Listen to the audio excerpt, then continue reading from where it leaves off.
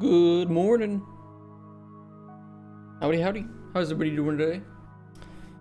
How are your Thursday? It is Thursday, right? Okay, it is. You know the drill. I always forget which day it is. Today we're going to finish up the GDD and pitch deck. I don't think this is going to take very long. I don't know what to do afterwards. I'll probably jump into Cauldron Chronicles a bit and start some of the balancing stuff. I don't know. One thing at a time. And this first. Timeline and production. You know, oddly enough, we're still at 34 months, but our timeline does look quite a bit different at this point.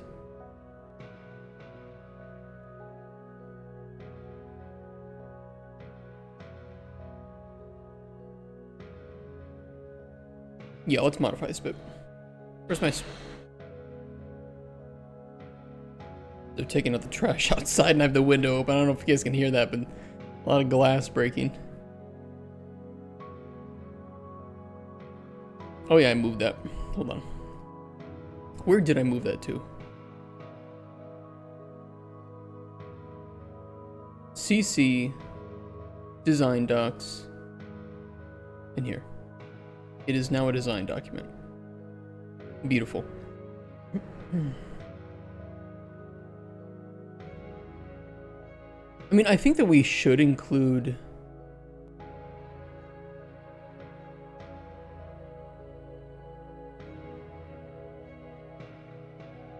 Would it be good to include that in the pitch deck?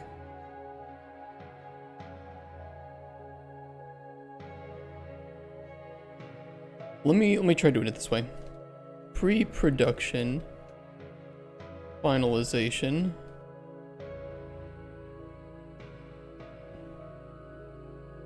(3 months). I think our vertical slice is set to take 1, 2, 3, 4, 5, 6, 7, 8, 9, 10, 11, 12, 13, 14 months. A long VS.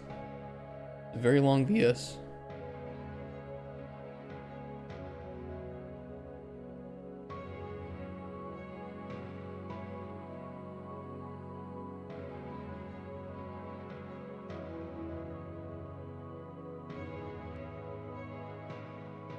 Just let ChatGPT do it. How you doing, dude? Actually, I was thinking about how I would mention AI this morning. And I feel like in this day and age, especially with how many people are using AI to make their pitching materials, I probably should preface everything by saying that we have used no AI to make any of our pitching materials. I feel like that would be a positive. Like that, along with the fact that our trailer is 100% gameplay, will be a really strong starting point to some sort of proof that, you know, we know what we're doing and we have a vision and a plan, right?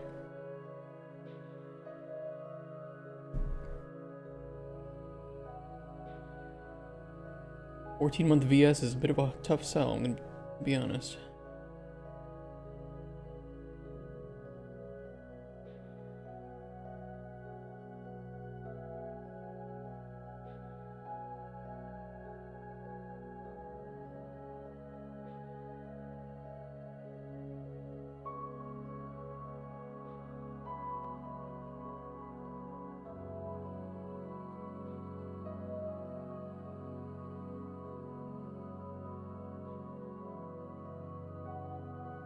We kind of just do this each time.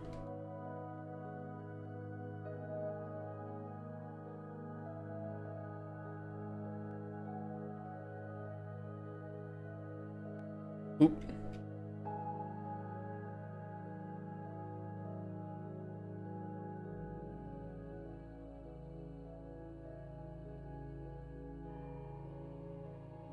We have 4 early access updates, and the last one takes 5 months. 17, 21, 25, 29, 34. Beautiful. I find it strange so many people have disdain for AI. The simple mention of it gets you laughed at. It does so many things well. It's a tool that, if you can limit its BS with other tools, or your own brain, it streamlines whatever you're trying to achieve considerably. Yeah, I think you kind of have to like preface some of it, right? Like, yes, I use AI in game design. I use it to help summarize and organize chaotic notes. I use it to help brainstorming. That doesn't mean that I take every idea that it has, or I use every idea that it has, without any alteration.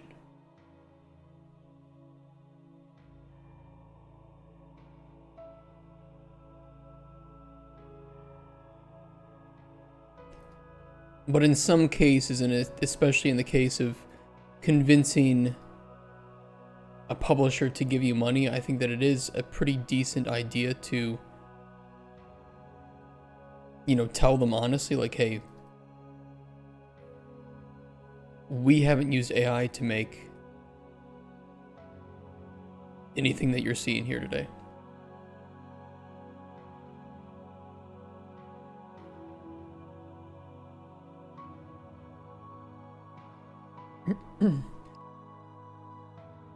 I think that they'll see this and they'll be like, okay, that makes fair enough sense.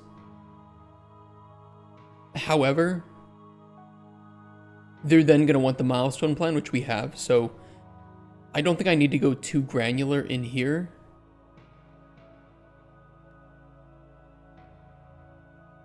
I think this is okay. Budget, however, is where we do want to get a bit more granular.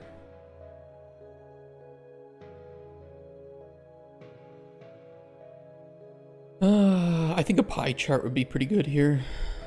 I have not touched pie charts in Unreal or in Excel for ages.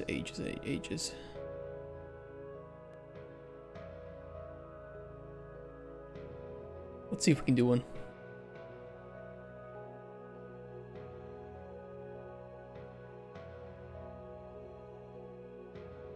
$2D pie chart.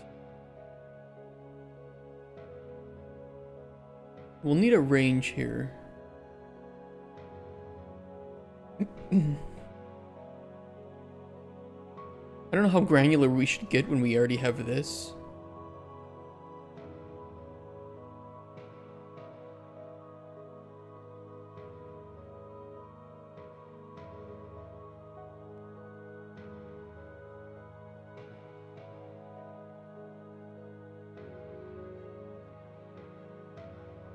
I'm gonna insert another one too for vertical.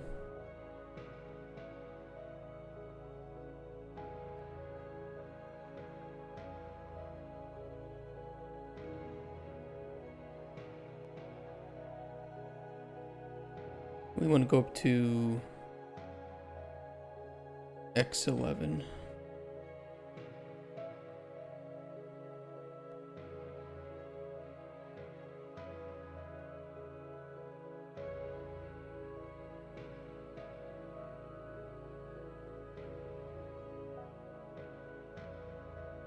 That doesn't look right.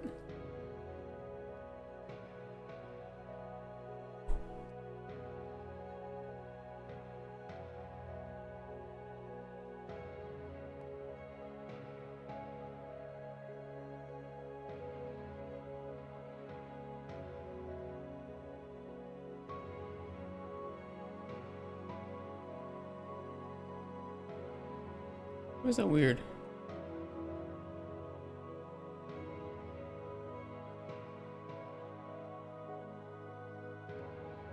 My numbers aren't wrong, are they? Why is that weird? Why is that doing that? Let's hear how much it knows. It says to me I'm modding a 20-year-old game. Literally Google on crack and people shun it. No, I think using it as Google on crack is a very good way to use it. Especially now that it can actually provide you with proper sources. That and Grok are both really excellent with that. It's way better than they used to be for that regard. I think that people often use it to replace creative work, however.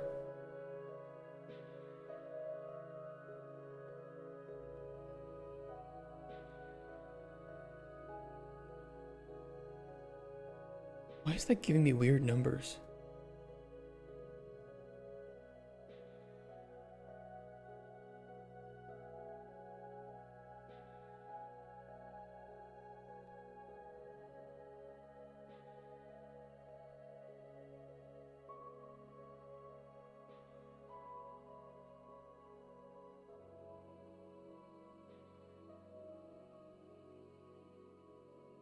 What did I mess up?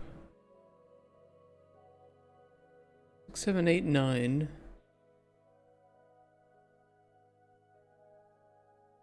I was probably grabbing these. It's probably grabbing old numbers. We should be grabbing 10, 11, 12, 13. Same with these. Thank God I caught that early.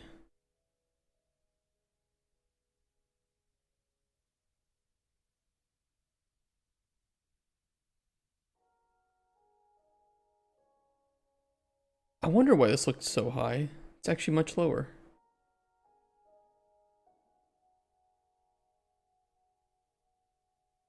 I felt that felt off to me because I was trying to make the finishing up pre-production as cheap as possible. Yeah, that's much more accurate. Under 100,000. Thank God I bought that early.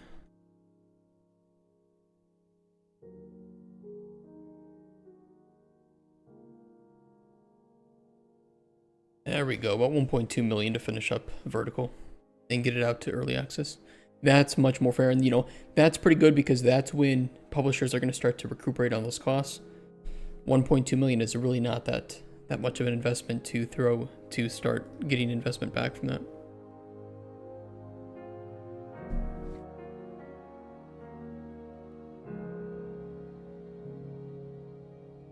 That's good. Those are good numbers. Those are really good numbers to show off.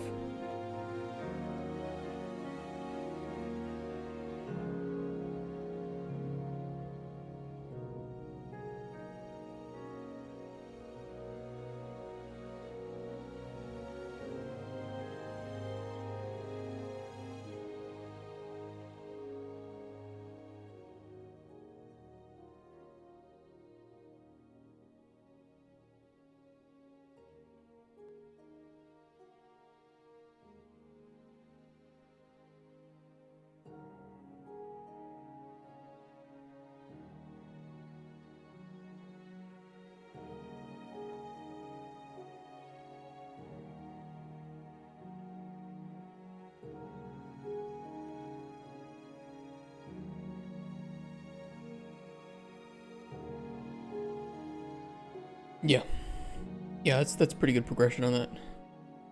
I feel a lot better about this one than I do about last year's.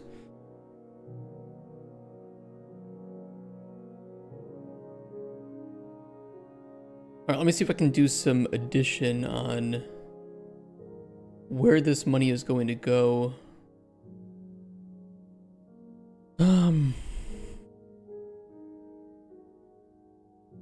I think what I'll do is I'll break it up by salaries, outsourcing,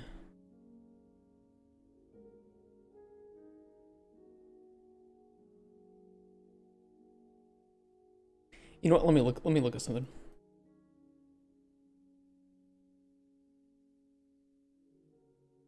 Verify that it's me. Fuck off, fucking Gmail.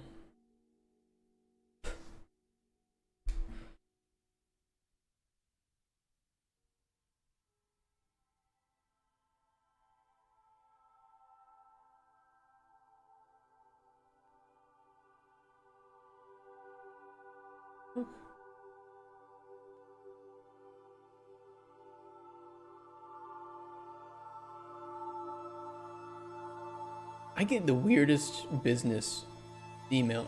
I'll tell you what, never start a business. You get the weirdest emails ever. It's actually quite horrendous.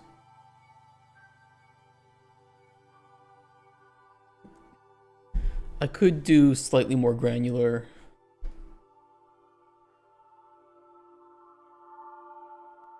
Salaries. So we'll do,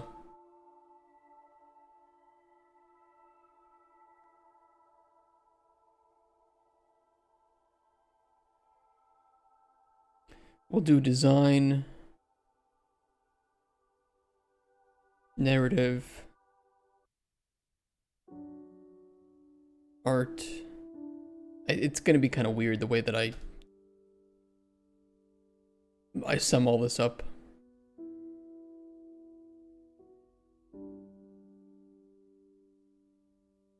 programming.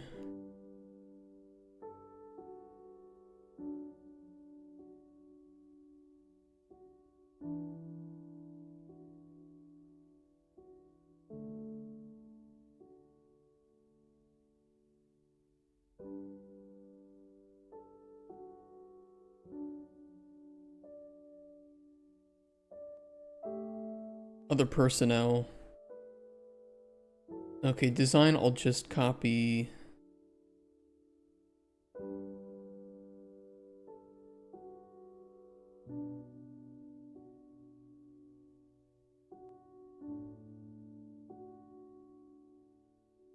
These 808-677.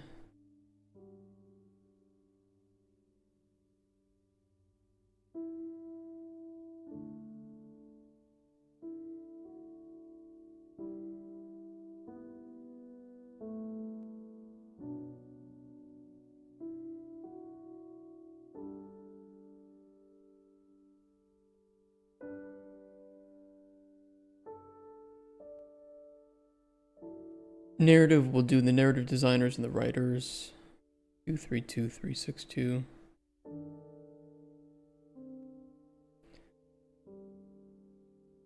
Art will include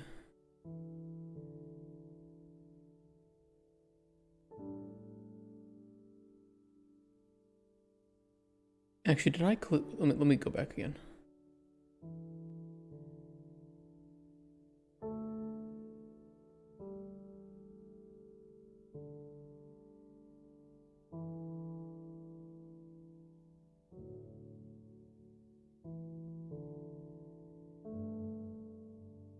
Yeah, okay, I included level on that. So we'll do character art, lead, 3D, animation, tech art, and VFX.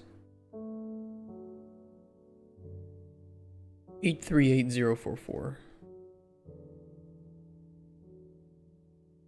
Programming. These two bad boys, 263931.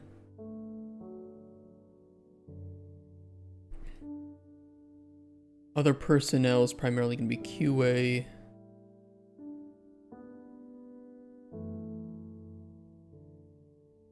And these 590.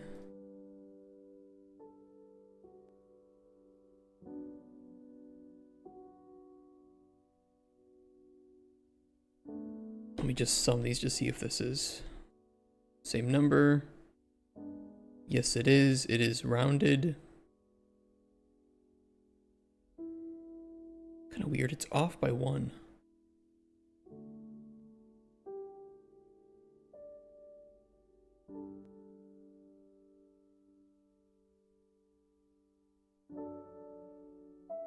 How did I manage to get off by 1 number? Whatever. Not a big deal.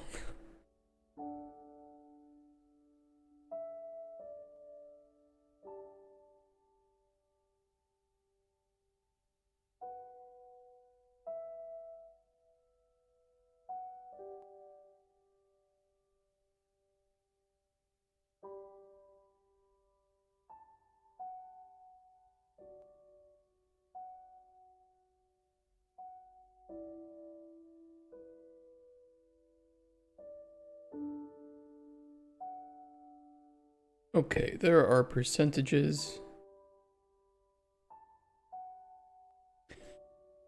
Buster D. I think some of this should be used with care and produces a lot of bullshit, and people claim to make things that don't die about it. Well, yeah, it's just kind of one of those things that if you say that you use it, you kind of right now you have to preface how you use it. Otherwise, people will, there's like this big spectrum of how people use AI and how they feel about it and ways that it might augment their work. And if you don't anchor yourself into the proper camp, people will get the wrong idea. Or they'll suspect the wrong idea.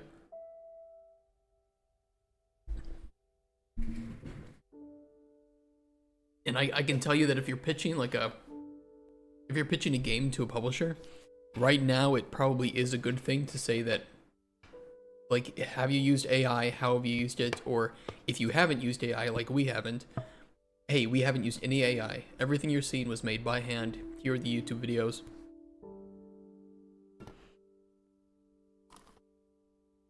You know, your goal is to minimize risk, right? And one of the good ways to minimize risk is to show that you can actually do the work that you say that you can do, especially with AI lingering about.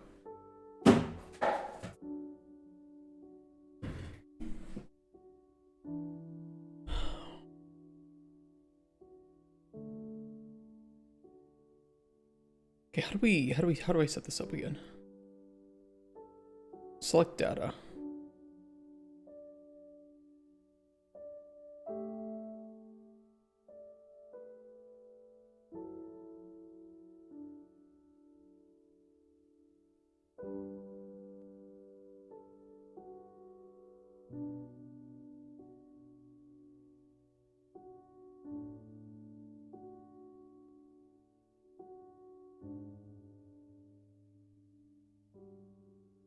This is the cost.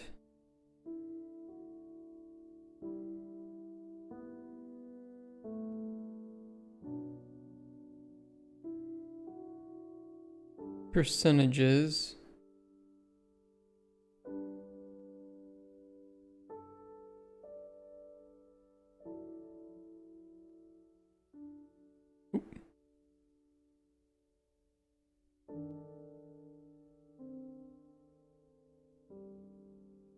How can I get the like the labels on it and shit?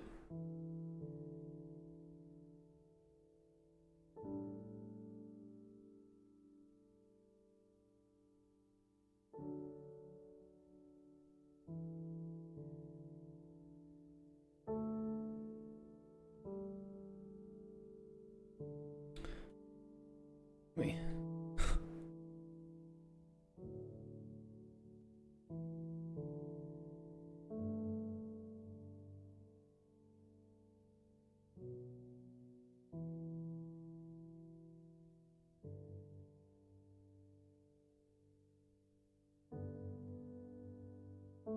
I like that this has them on there. I hate the coloration though.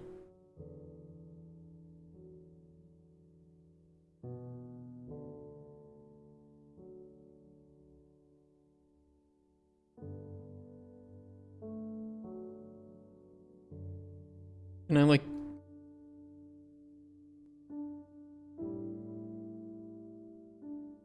change data, format data labels. Series name. Category, there we go. Category name.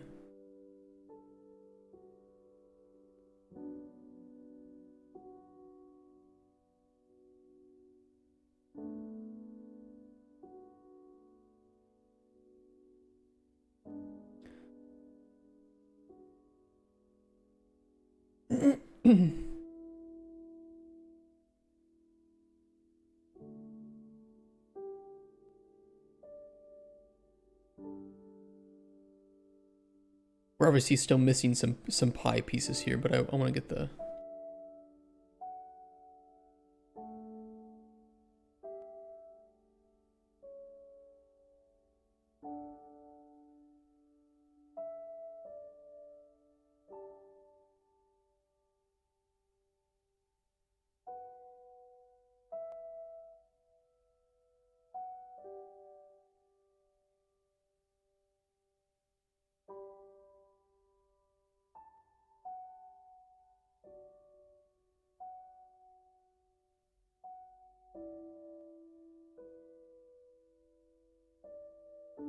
Hold on, let me fix that.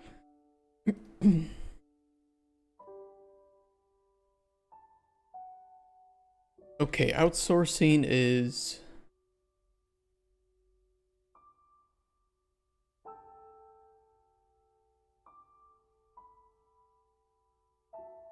45.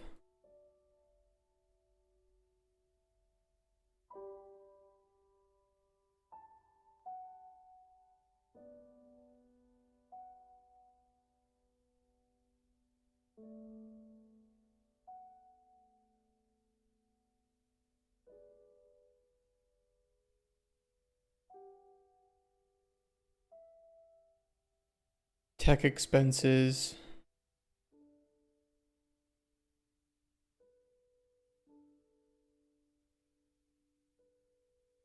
$235.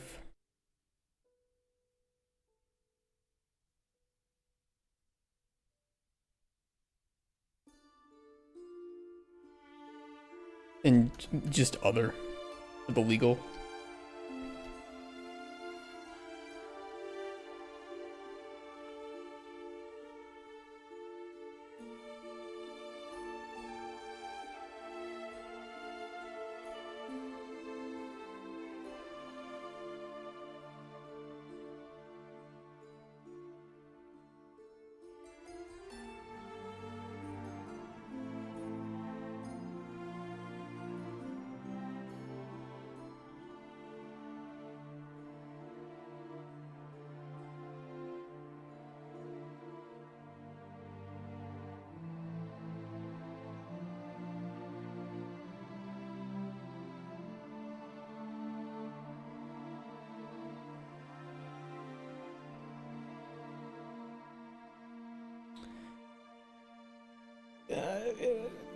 Eh.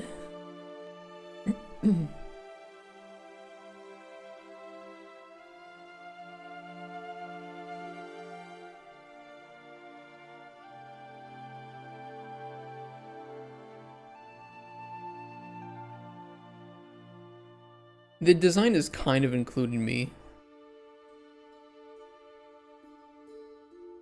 which kind of throws it off a little bit. But it's kind of accurate.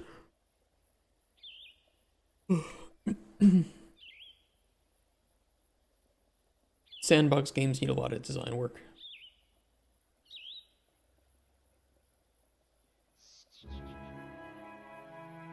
Narrative feels a little bit small for what it is. We did like put 2 writers on here, right? What are we fucking paying writers?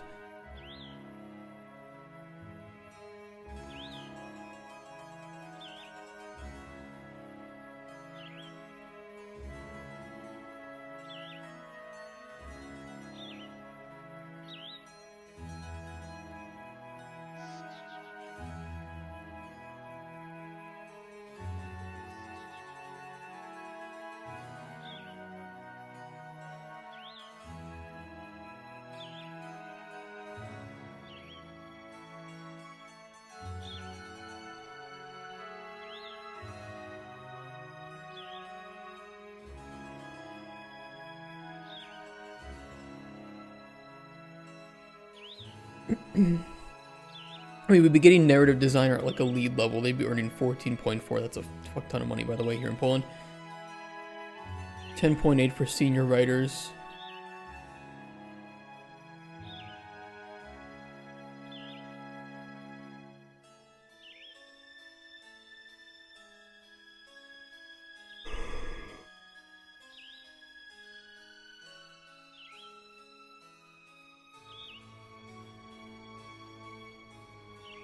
Fair. I mean, it's not the most technically requiring job ever.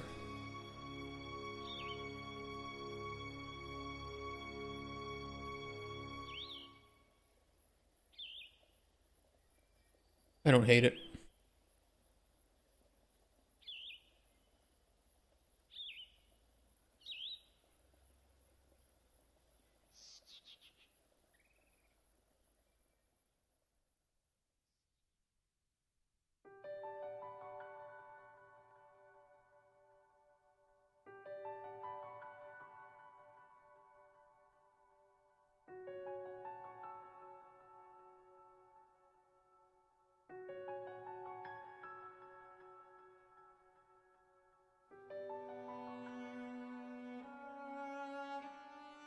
We'll do that, and then I'll do a text box over here with the...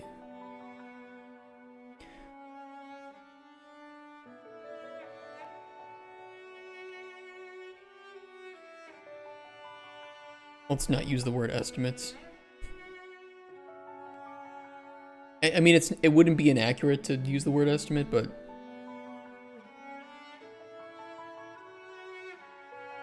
As a business person, do you want to hear the word estimate when you're seeing if somebody is sure about how much something might cost? Personally, not really.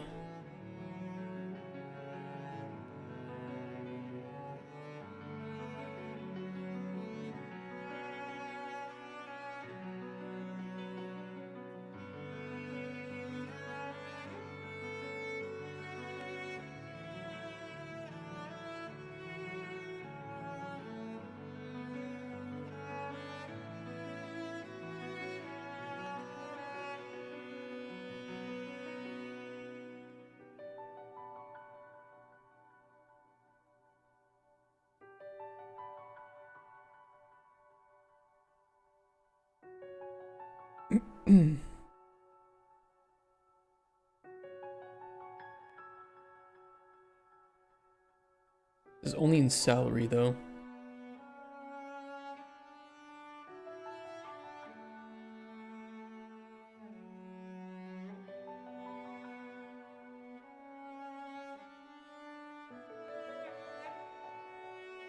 I mean, this number, whatever this total is, could be divided by however many months we are at that point.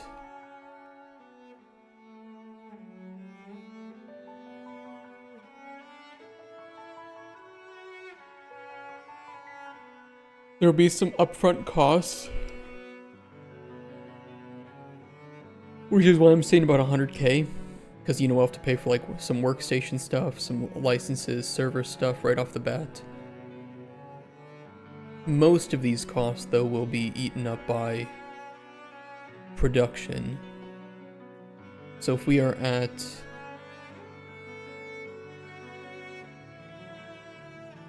17 months at that point, then we need, well, it's half, so 770 divided by half is 385. So whatever this cost is plus 385K. So let's say about 1.5 mil.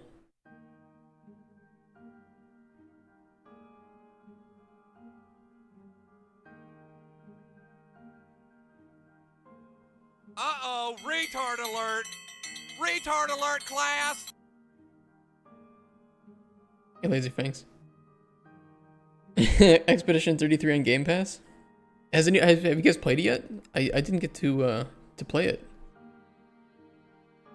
Or did it like just come out?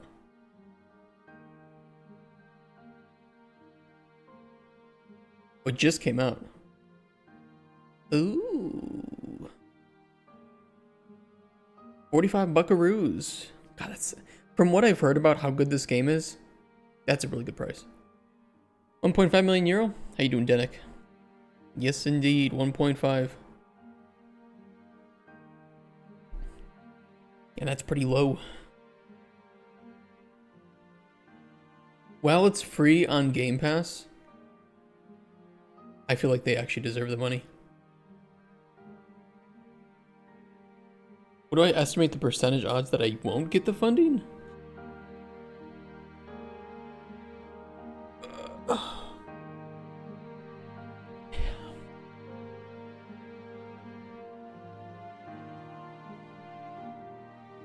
I'll say this again. I have seen games get more funding having nothing more than a pitch deck and like a couple, like a rough prototype with a couple of plugins thrown in it. So it's not impossible that I don't get funding, but we're actually asking for a pretty low amount of money comparative to other games. I mean, South of Midnight that Lazy Fangs just mentioned, $40 million. Easily $40 million spent making that game. Just on development. So, is my budget of 3 to 4 million euros horrible? No. No. I mean, Expedition 33 was made with 33 people, actually. I believe it was about like 30 to 35 people on their development team.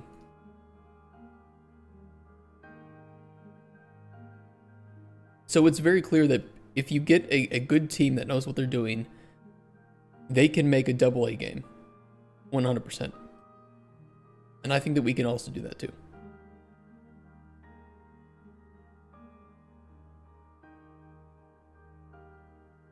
$40 million for 1,500 reviews is crazy. Well, to be fair to South of Midnight, I think that a good portion of their players are probably on console, and it's also in Game Pass. So the actual numbers of how many players they had is going to be pretty muddied, just because it wasn't a PC first kind of release. And I don't think the game is bad, honestly. I really don't think the game is bad.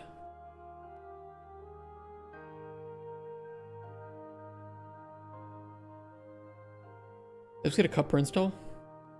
I do not remember how developers get paid. I think you get paid per sign up to Game Pass or something. I don't know. Probably some commie bullshit behind the scenes.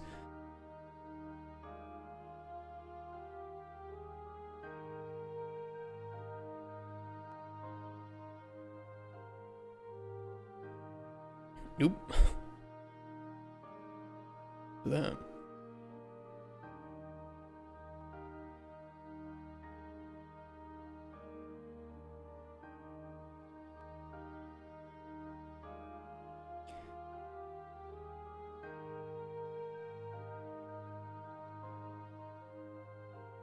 Make sure to specify that it's a rolling total.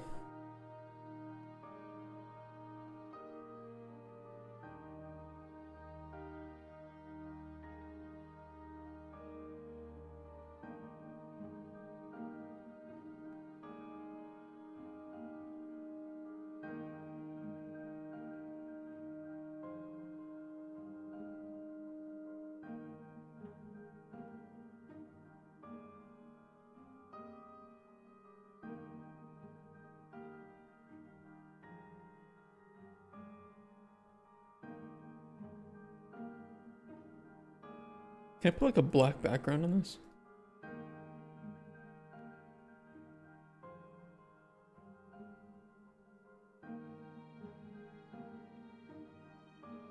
Where am I losing that?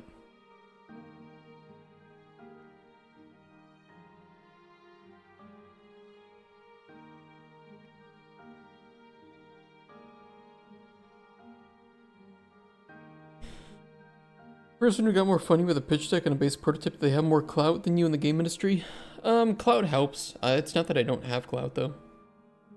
But I need to put that more front and center. I'm not very confident in selling myself, and I need to be better at that this year.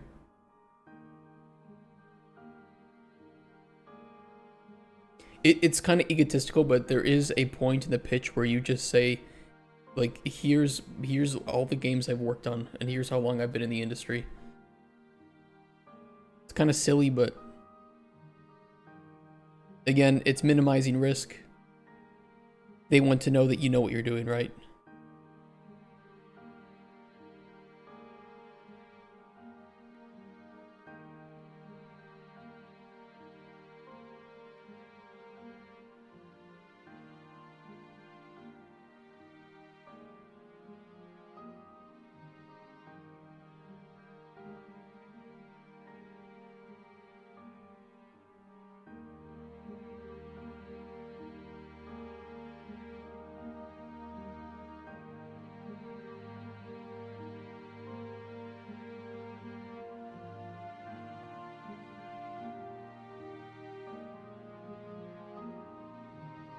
I might break this up into boxes.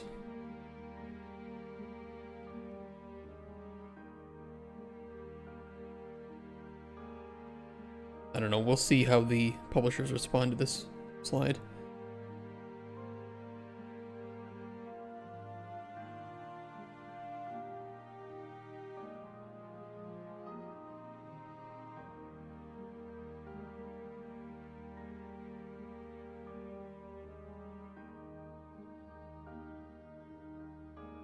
Expectation money.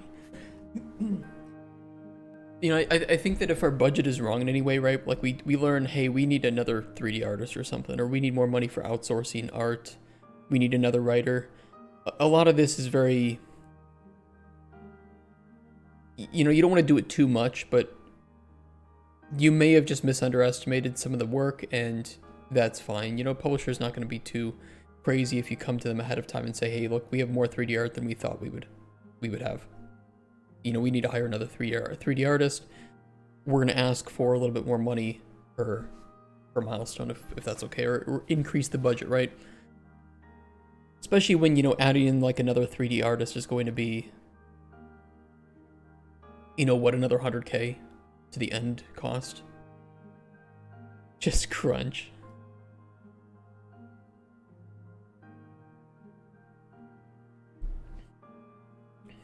Not happening.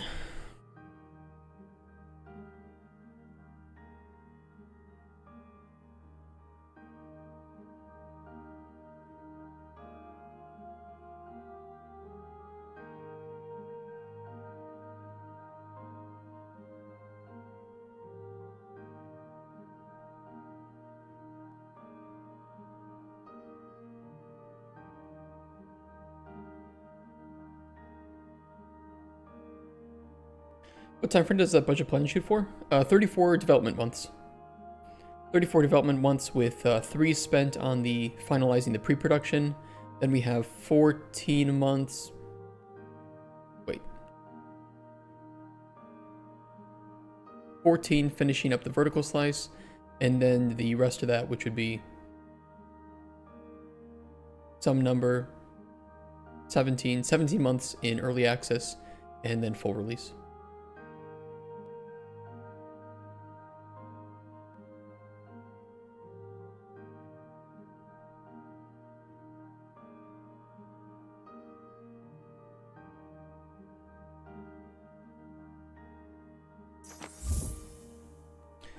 Sneeko Games, thank you for the raid. How you doing, Sneeko? Sneeko Games raided my stream with 1 viewers. Hi guys, good day. I was looking for the milestone breakdown, but it's not here. There it is. We did the milestone plan yesterday. Need to put in some more descriptions. Raid count has been wrong all day. I don't know how many people. Hey guys. It says 1 person. That's kind of funny. How's it going? It's going well. We're finalizing the raid count. Did give me a concern. Yeah, only 1 person. You're like, hey, let's raid Microraptor Games, and only 1 person was ready to raid. Like, who needs him? We are 1 person. Hi guys. It's good to see you guys today. How's your Thursday?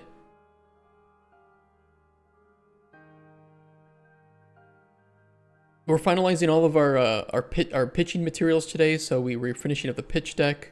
Yesterday we finalized the budget and the milestone plan, although I have to do a little bit more work on like pushing in some more descriptions on the milestone plan. And then finalize the GDD, which just needs a few bits of love in some of the sections, primarily like a lore section, and I want to go over my inspiration and competition section again. We had a hard song on Game Over, a musical RPG. Ooh, that sounds pretty cool. Send it into 1. All that exists is the music. I wish I had more music too. We have 1 theme song for our game, which I think is nice. You looking sharp? Thank you, sir. Why don't publishers just become developers? Some do, actually. Some do. I give you $3 million to hire people when they could just come up with their own game. Some do. Yeah, a lot of indie devs actually do branch out and start making their own games. Been listening to the same song for 24 hours, it's killing me. Do you also mute your own game? Because I do that. And it's not because I hate how my game sounds, it's just I have heard it. I don't want to hear it again. I get it. I've heard the music, I know how it goes. I don't want to hear birds chirping. I'm over it.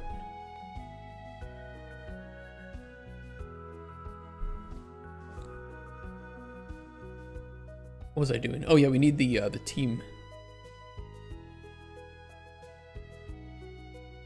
Yeah, I'm playing. I want to turn the VODs into YouTube content, so I need the music in. Oh yeah.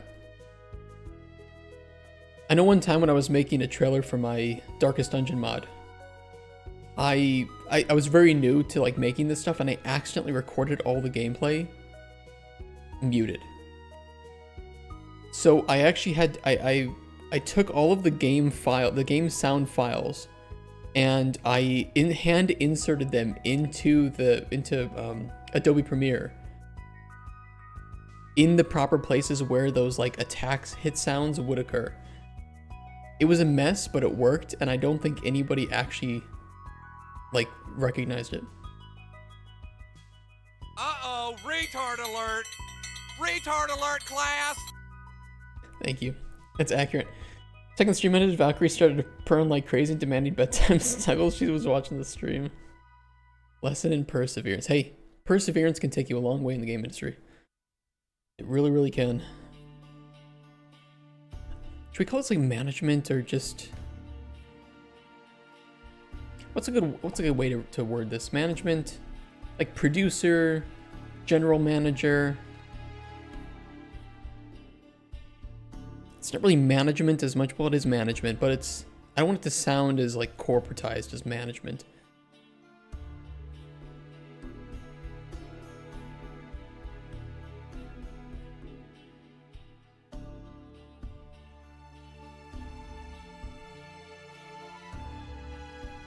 I was hired in a UE5 junior game programmer. What is the minimum portfolio piece you would consider impressive?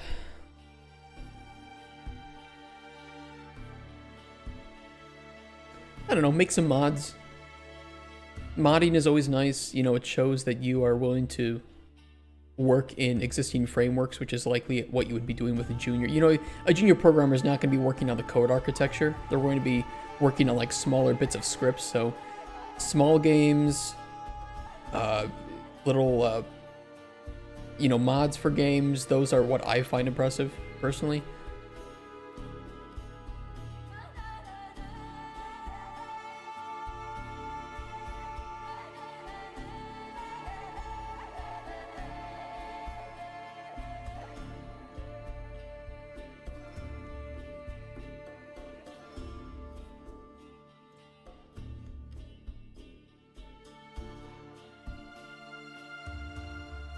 Like a game jam, or is that too small? No, I don't think a game jam's too small. And a game jam will teach you a lot about how to work in teams as well. So, I don't like game jams on principle because I think that they do kind of encourage. They're teaching like crunch culture. I'm not a fan of that personally, but.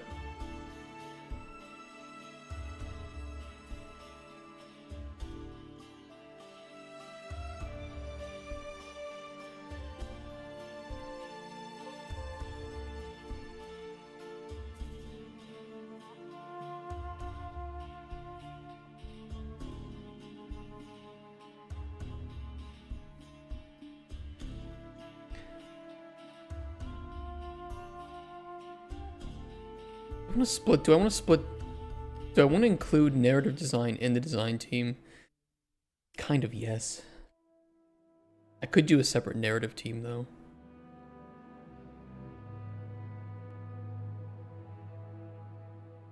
I should really just say game director.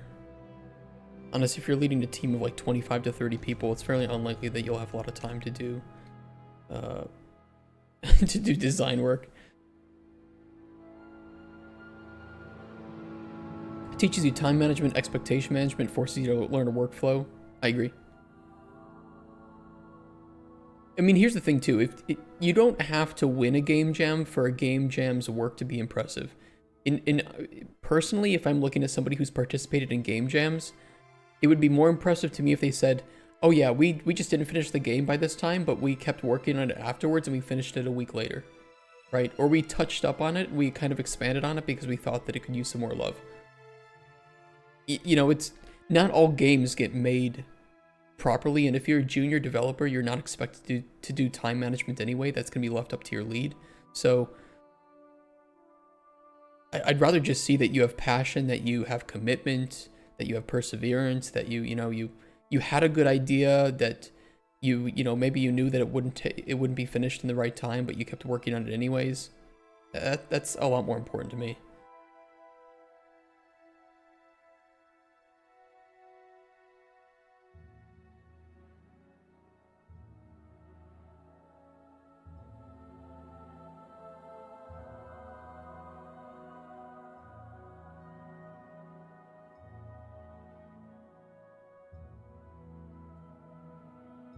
kind of weird to not include.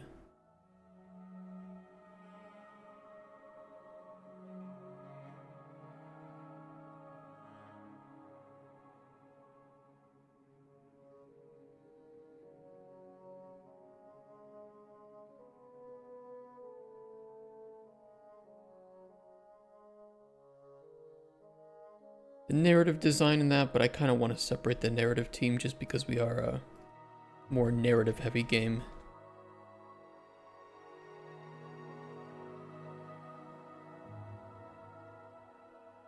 Might be dumb.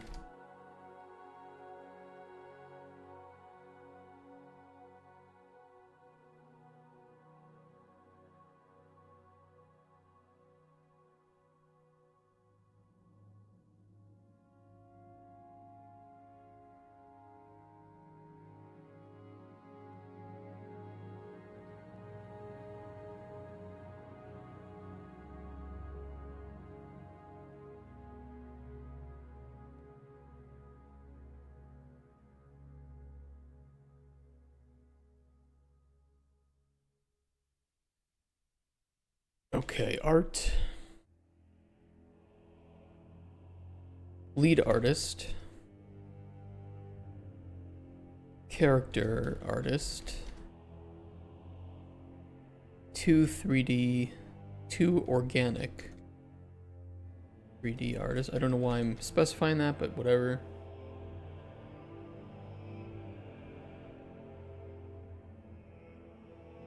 You don't like your team to be remote? We have to do remote. Yeah, I don't have the money or the ability to get everybody in person, unfortunately. Which is fine, and we'll do the best we can.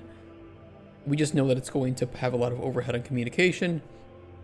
But considering that we're hiring primarily, lead and senior individuals, right? And pretty much, well, in every single way, I think that we'll be able to handle it. These are people that have already been around the industry. They've worked on 2 to 3 games commercially, and I'm hoping that there's just going to be a natural progression into the teamwork.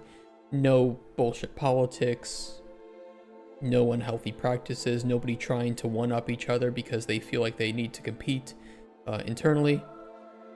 This is the plan for the full team. This is what we will do if we get funded.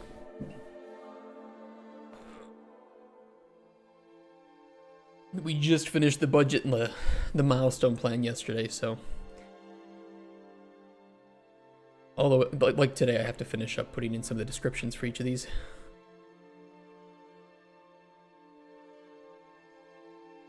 Big game, bigger hearts. And even bigger... No, I'm not going to say that.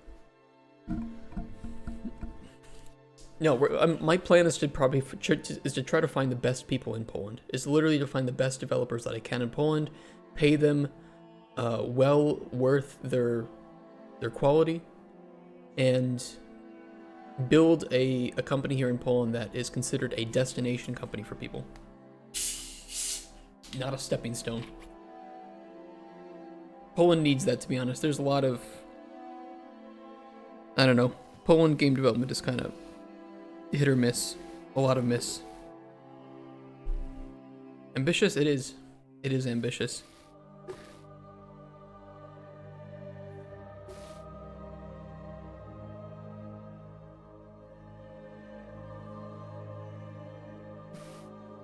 I'm banking on the fact that last year, publishers were not giving a lot of money to developers because they were scared after COVID and all the downsizing.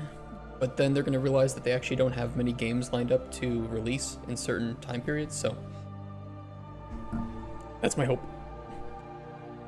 Nice city of so much talent that rises up only to have to move far interstate for work. Yeah, there's some issues with workforce in Poland too, where if you're good enough to work at a company like the one we're planning to set up, likely you're already doing remote work for a Western developer that can pay you, 5 times as much as you'll make in Poland. Sadly, that's not to say that that's the same for everybody here in Poland, but it is the case for many people, and it's going to be a little bit tough to fill some of these roles, but we'll do our best. I think that We're building like an RPG. We're not building like some boring ass sim game or something. I worked on a simulator, so I'm just saying that I think that an open world fantasy RPG is a little bit more exciting and brings in more applications than your average Eurojank simulator.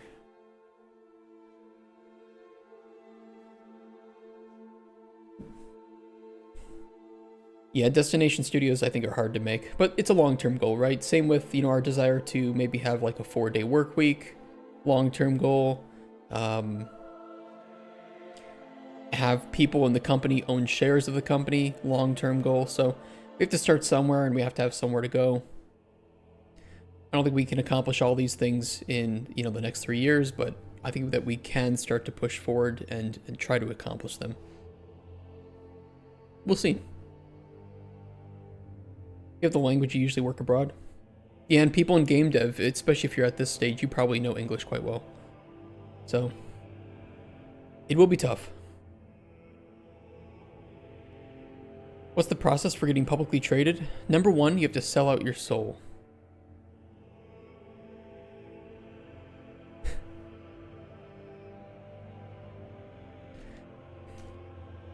I actually don't know. I don't know the process.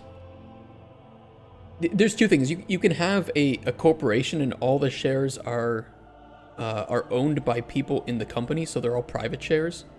So, you're not publicly traded. Or you can have shares that you sell to private investors or to VC groups. Again, these are private shares. Or you can go public. So there's a few ways to like set up a company. Right now, we are a single member LLC, so we don't have shares. I own the company and everything in it.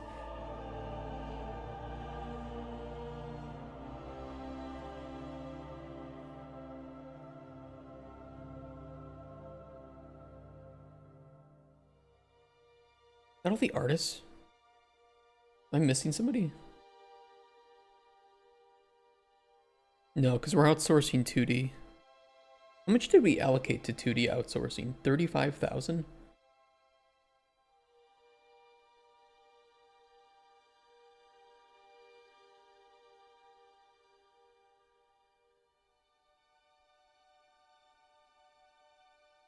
I think 35 we can do.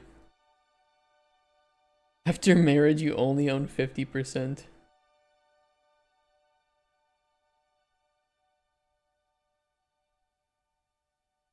Okay, I need the programming team and anyone else. No, just programmers.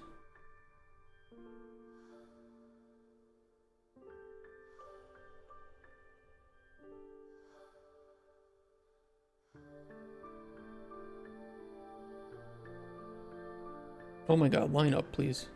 Sir? Sir? There we go.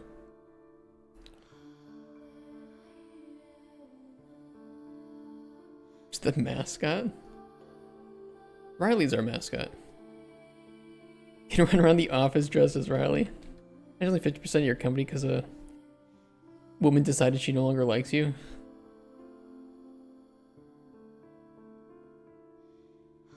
Toxic femininity, honestly, with some of that stuff. Find you a lady that's willing to sign a prenup.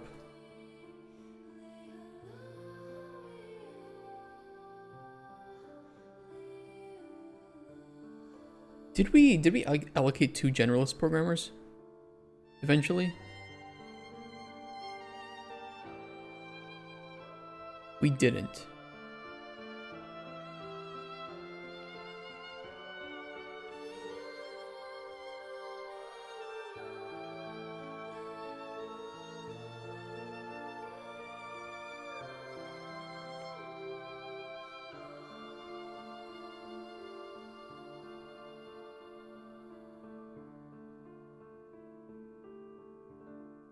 Do I think that we can get away with only 2 programmers on this team? My gut instinct says we need 3.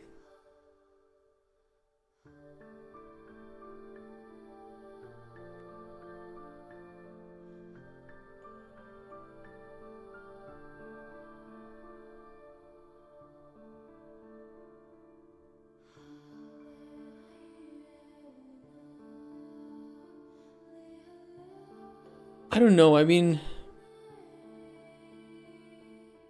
the game does have some programming heavy stuff, but a lot of it is systems that are driven by the data.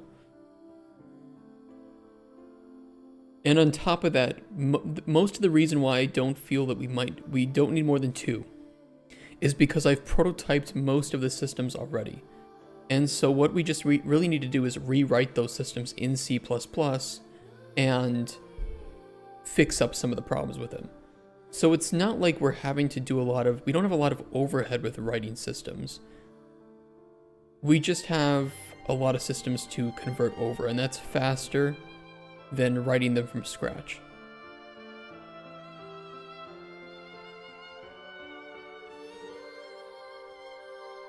I'll have Kotspur look at it, and he can tell me what he thinks.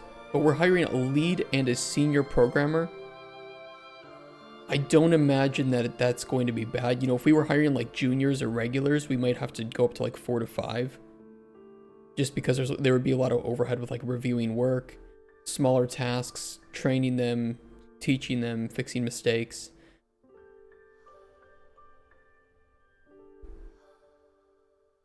Lead senior UE5 programmers should not have much of an issue. But I'm going to double check on that. How do you find competent programmers for less established projects? You throw money into a wishing well.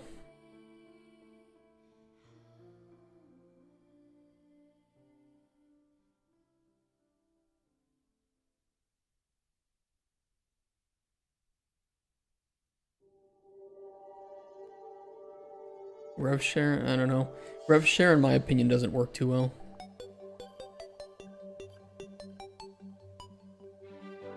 And the problem with revenue share for competent people is that there's no long-term basis here. You know, you're essentially doing commission work like an artist. It doesn't put bread on the table definitively. It doesn't really keep you fed. It doesn't keep you stable. I think rev share is something that people do desperately to try to get people to help them, but in 99.99% of cases, it never works out, and it's never really going to result in that much revenue. And if you're trying to make like a long-term company, I don't think it's something that you should promise people.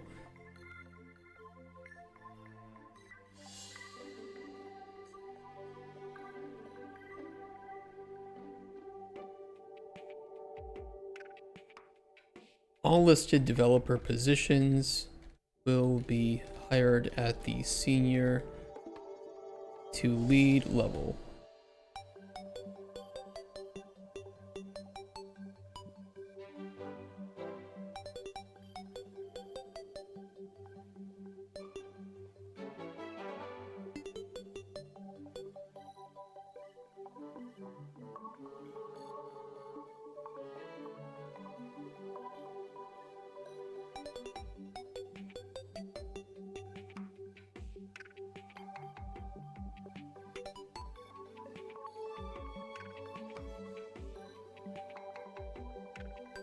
It's 23, right? It's 23 in full production.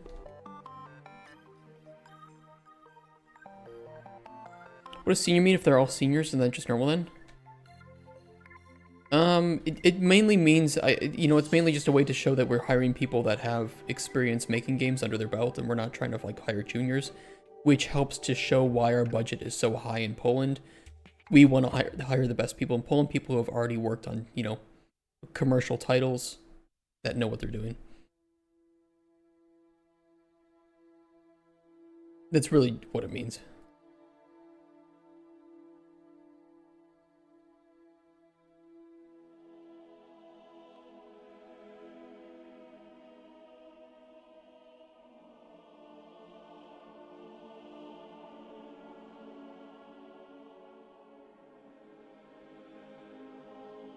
For sure makes no sense when the revenue will be there in 5 years, if at all. Yeah, it really doesn't.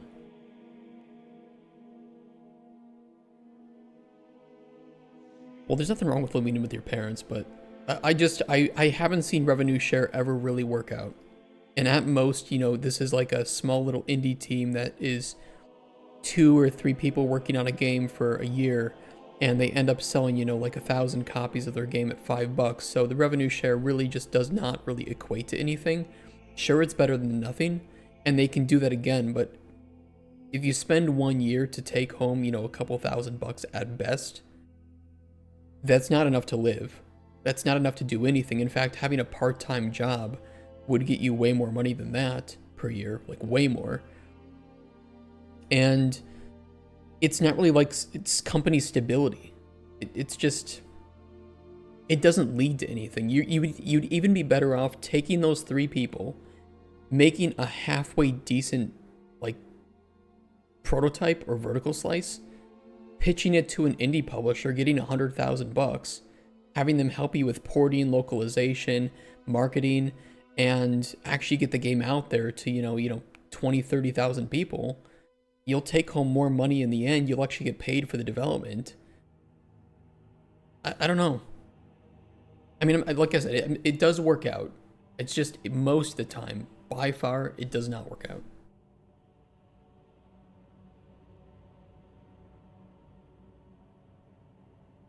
Which is why I don't revenue share. It's like, look, I'm trying to do a startup. I can't pay any money. If you're good at what you do, you want to be a part of this, yeah, I'll keep you on board if you're, you know, if you fit the criteria.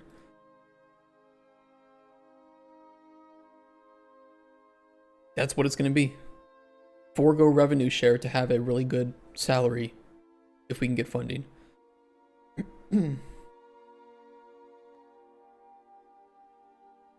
Okay, I think the pitch deck looks pretty good.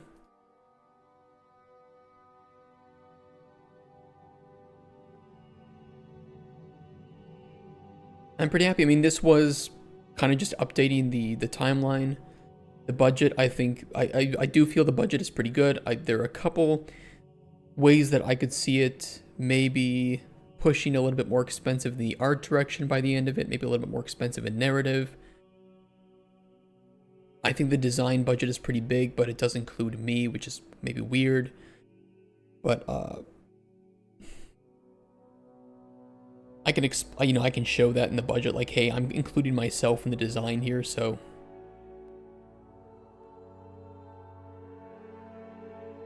consider that when you see that 23% is going to design. Yeah, you can do Kickstarter too. Yeah, absolutely, you can do Kickstarter. So I don't know, the rev share stuff just, it seems like people who don't know what they're doing in game dev say, oh, well, do rev share, because they don't know what to actually do, and that's not their fault, you know, right? It could just be that they literally are ignorant of a better process. And so that just means that people who are in the industry and do know what to do need to teach and need to share that information of other ways to receive funding to help build something more sustainable, in my opinion.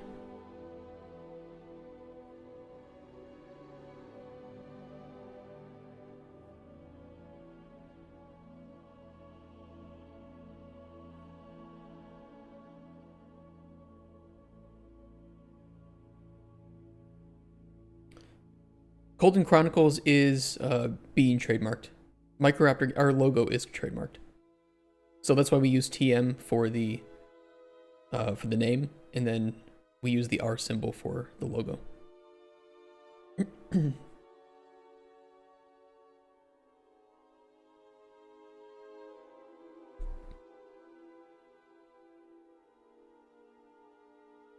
But yeah, Microraptor Games is a registered trademark on the USPTO, and Cauldron Chronicles is being trademarked, and probably will finalize near the end of the year. But only the name, we don't have a logo yet, so the logo, you know, this is not the logo. We don't have a logo.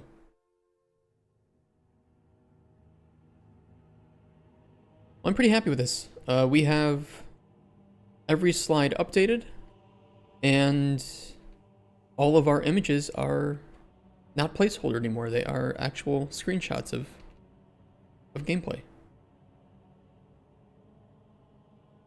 That makes me happy. It's been fascinating to watch on this journey. I learned a lot, and thank you for being a de facto educator on the process from scratch. I appreciate that. Thank you so much, Laserfangs. And it's been great to meet all of you guys too. I don't know everything, and I'm probably wrong about some things. No doubt about that. I think that'll always be the reality for life, right? But I've also learned a lot from doing this. Gotta start somewhere, and usually your start will be with mistakes. No AI art, Sag. No, I'm happy with no AI art. There's not only no AI art, but it's entirely gameplay, not mocked up. And we use AI to make none of the pitching materials. That's big. That's important.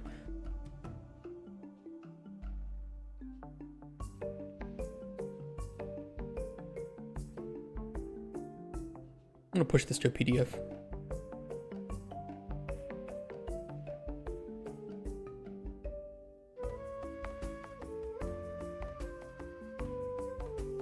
There we go. We'll get that printed out on some nice looking paper. I'm not gonna print the pitch deck out on my own printer because there's just too much color, and I want it on a bit better paper. The GDD I can print out on my own printer because that's not really as important. But I'm willing to spend some good money on good paper and good printing. Okay, next up, let's finalize this milestone plan by putting in more descriptions of what each of these mean. It'll make it all look more authentic.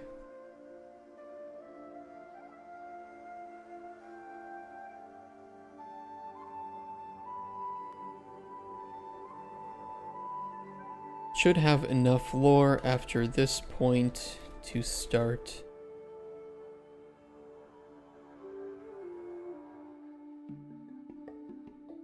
knowing what NPCs and regions we want to represent. Narrative pipeline.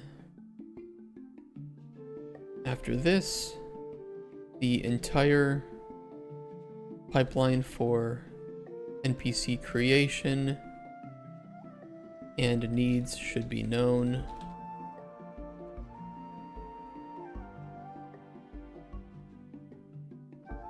First full list of ingredients and their interactions.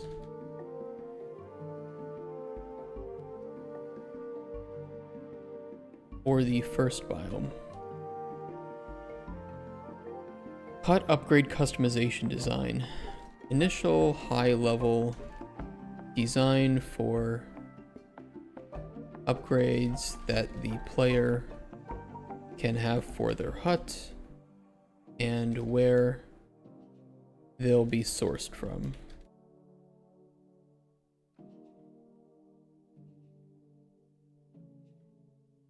Full enemy design, including AI, behaviors, interactions with effects, and loot for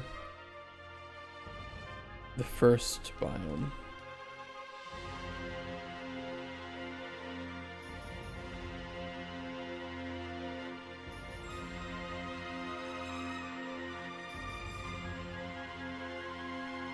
Subsystem to control the changing of seasons and the onset of corruption in biomes.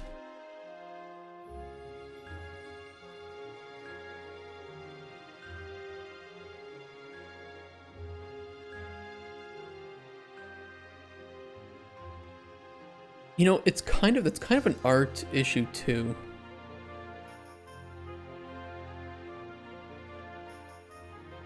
The reason why is because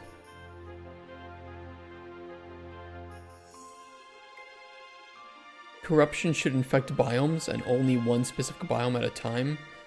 So how we handle that is going to be quite an interesting challenge from an art perspective.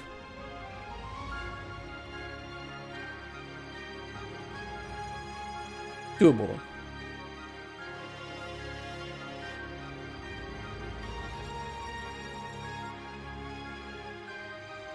Let me rename this from loot slider to something else.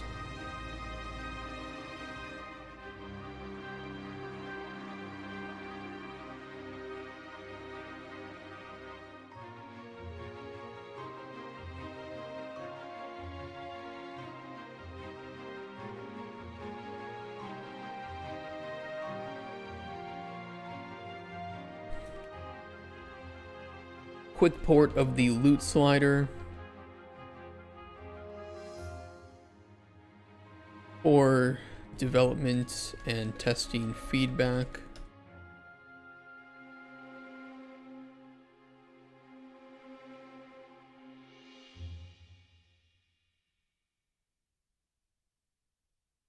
VS2 might be a little bit light on features for programmers. I'm going to think about one thing.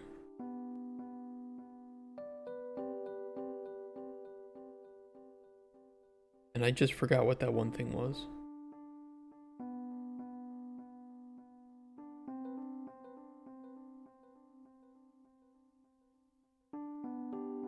Oh, initial debugging cheat tools. That's what I wanted.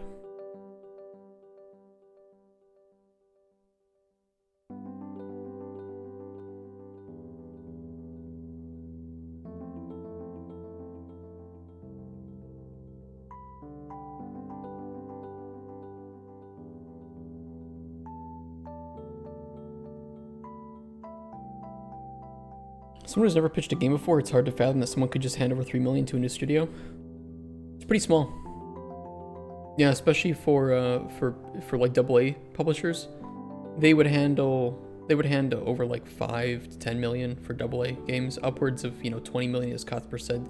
AA is such a wide range; it's anything between higher than indie but lower than AAA, which again AAA is also a pretty vague range of money.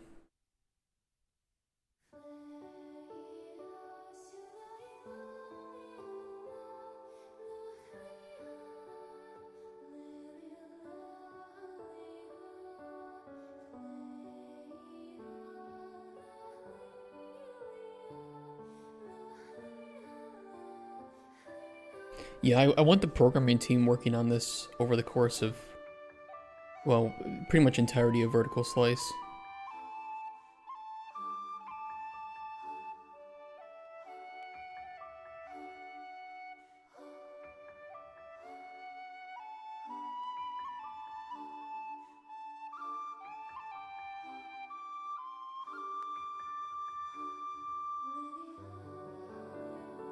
But just so it's known, they wouldn't hand like 3 million over. It's 3 million in payments for milestones. So they would break up that payment for milestones and say, okay, you need this much money to do this milestone. Or for instance, actually I just had it open, but it was like 1.5 million to get the Vertical Slice. That's 17 months of work total. So they would break that up, and we have 1, 2, 3, 4, 5, 6, 7 milestones, so they would break that up. The first milestone should be PP1, haha PP, which will be about 100,000 euros. Then PP2 will be... No. Entirety of pre-production is 100,000 euros. PP, they might pay us, I mean, that's such a small amount of money, they might just pay us that initially. And then the Vertical Slice payments would likely be around 250,000 euros for each milestone.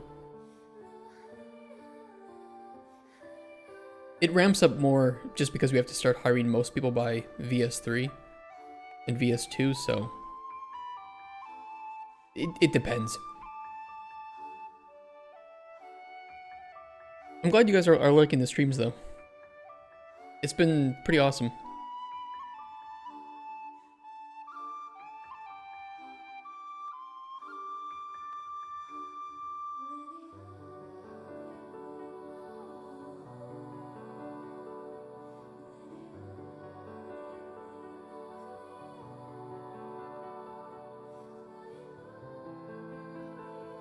Basically, they're risking a couple $100,000 to test the waters. If you're competent, then they can call it off. Yes. Yep. That's kind of the hope. I mean, it's kind of like stressful and risky from our side, but from their side, which is kind of the more important one, is it's not very risky.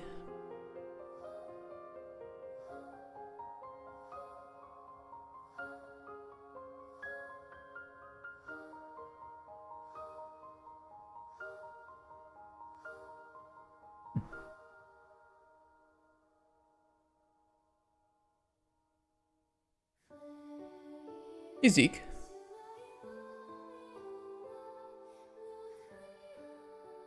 Imagine investing in a game studio instead of buying a house.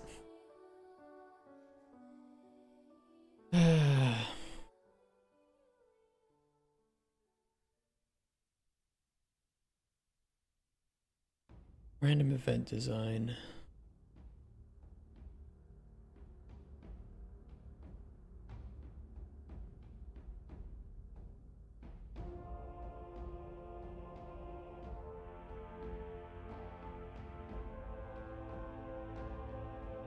Where's the random event implementation?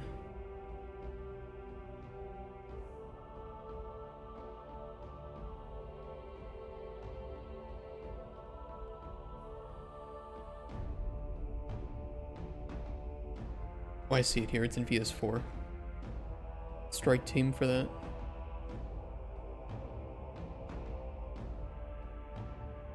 Full design documentation for the random event system.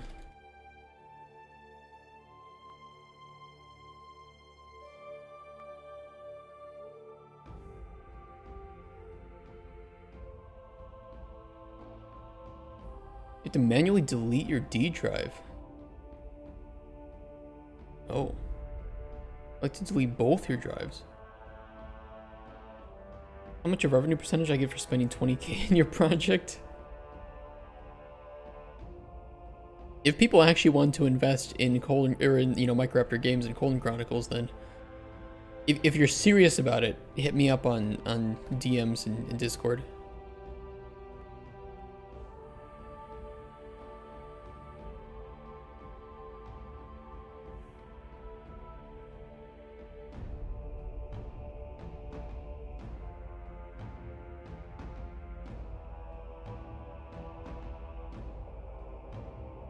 What's considered a serious offer? I mean, I can't be giving away, like 10% for 20K, right? Just saying, but there's some things that we could work out.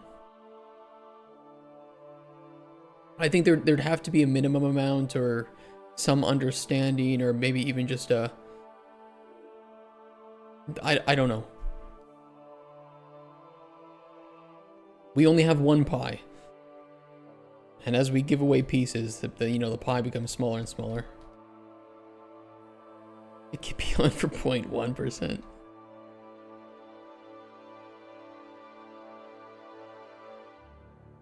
I think it would be much smarter for me to determine all of that after we would get publisher funding, because there would likely be some additional costs for the business that the publisher wouldn't be able to handle. So we do want to diversify that with either some private investment, Kickstarter, Epic Mega Grants, other grants that we might be able to obtain, business loans. That way we know that we can finish the game, and at some point, if the publisher has to pull out, we can try to repay some of those costs without going under and finish the game. I don't know. Insert business intelligence here that I don't have. Pretend that I said something intelligent from a business perspective. Put it that way.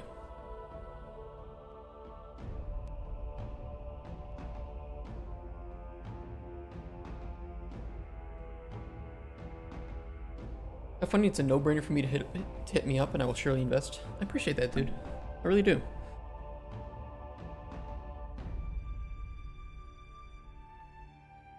Best case scenario, game sells well, we all make money. We make another game and we continue that path until we die, right? Quietly an angel investor, man. If he was, that'd be pretty wild.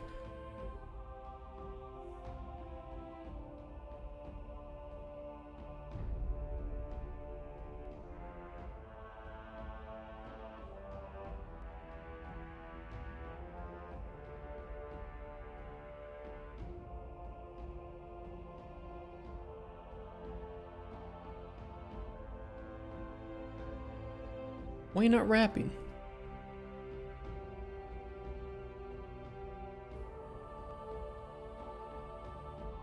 Dungeon design.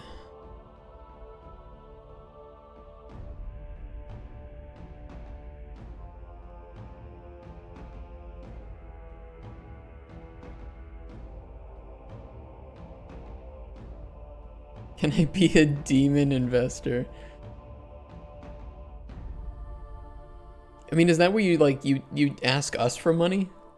If it's the opposite, we just give you money for no reason. Like here's your payment, Kent.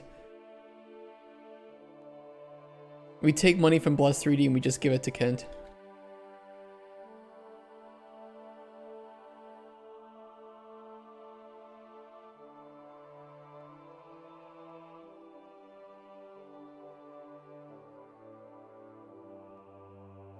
It reminds me of it reminds me of this a little. I don't know why that kind of like business reminds me of this.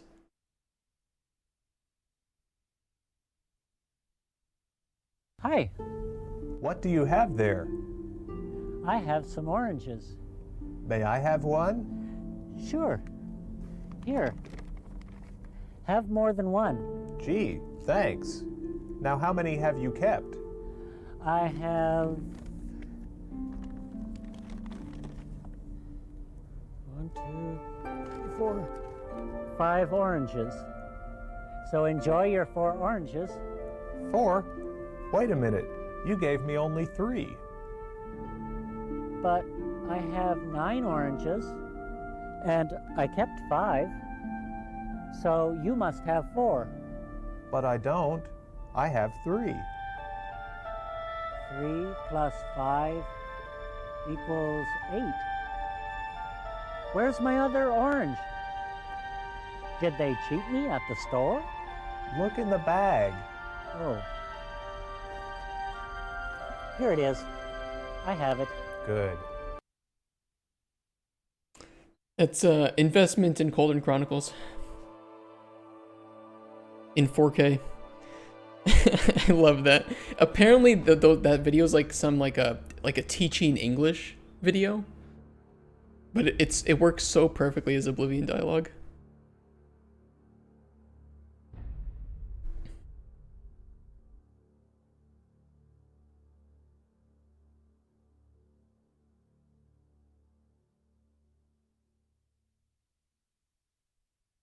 And pipeline for creating dungeons.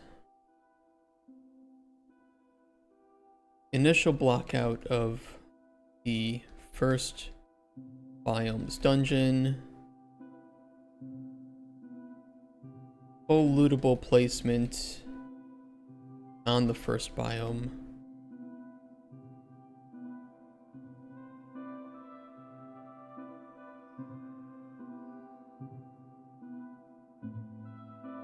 Tested in a game once, put up 3k euro over the first year. Development was nice, then they broke the no loot boxes and no microtransactions promise.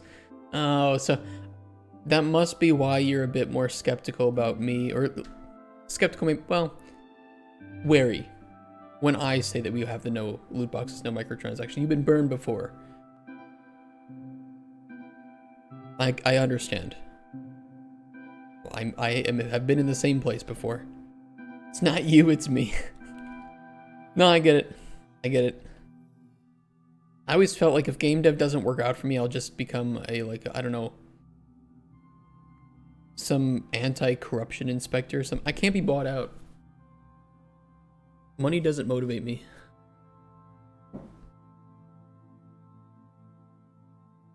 There is no amount of money somebody could promise me tomorrow that would make me add microtransactions or loot boxes. And the funny thing is, the more money that I would get offered and say no to, the more natural press in game development that I would get, and therefore I would then be able to get investment from other people from it. Don't you need to be huge to even consider microtransactions anyways? Kind of like trying to run ads on a small site. I don't know. I don't plan to run them, so I don't know what it looks like behind the scenes. We were told to shut up when you pointed it out. Ugh. Oof. It sounds like they were desperate. It sounds like they were desperate, in my opinion.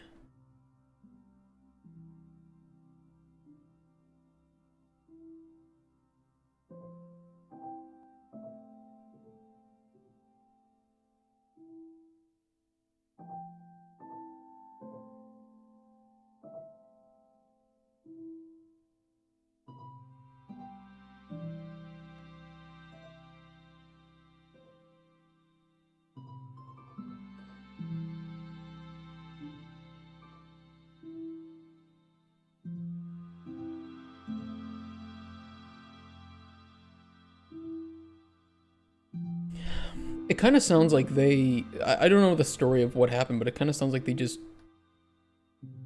they started spending money too soon, which I see as like a super common mistake in game in like indie game development. Like you'll go to Kickstarter, you'll go to Steam too soon, you'll take a loan. Thanks for the subs, Bluster D.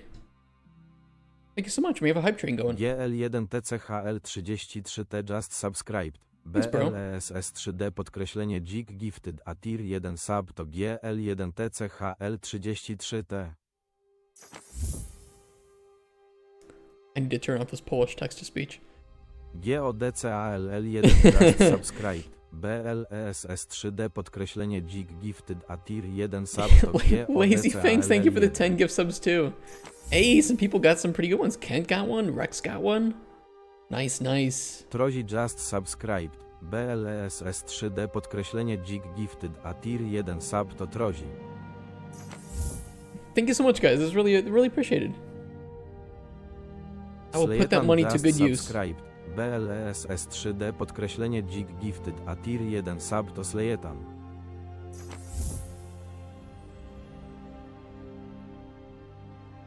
V podkreślenie Hond just subscribed.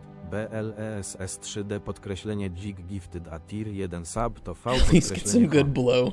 Don't worry, I make the best drugs in Schedule 1. Jeff Devinyl just subscribed.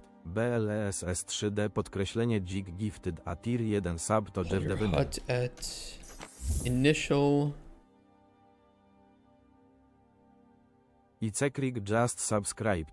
BLSS3D podkreślenie dzik gifted a tier 1 sub to Icekrig. And with upgrades. Do we have initial hut? We do have the initial hut upgrade customization design. So yeah, we can do that here. CRY0 just subscribed. BLSS3D podkreślenie dzik gifted a tier 1 sub to HECT0R podkreślenie It's so verbose. CRY0. It has to read out the names every time.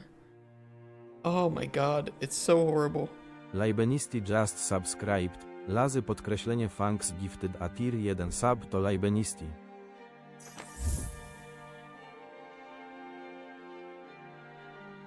Travis Vromen just subscribed. Lazy podkreślenie Funks Thank you, gifted a guys, tier for the 1 gift sub subs. to Travis Vromen.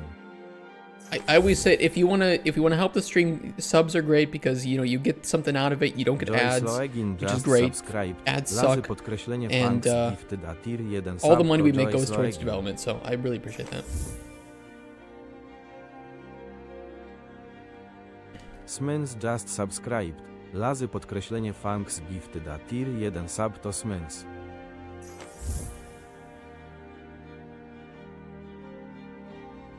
Kimbero just subscribed. Lazy podkreślenie Funks gifted a tier 1 sub to Kimbero. Do we have we do have that. We can do that all in one. Initial K3NT0456 just subscribed. implementation Lazy of the podkreślenie task Funks gifted a system. tier 1 sub to K3NT0456.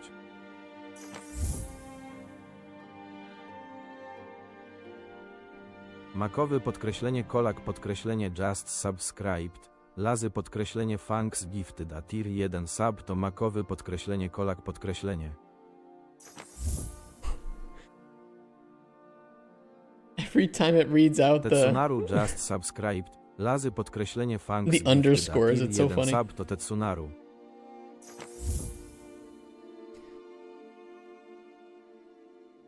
Sadunicorn Kitty just subscribed. Lazy podkreślenie Funks gifted a tier 1 sub to Sadunicorn Kitty. least I can do for the questions you always answer. I don't know how many I answer.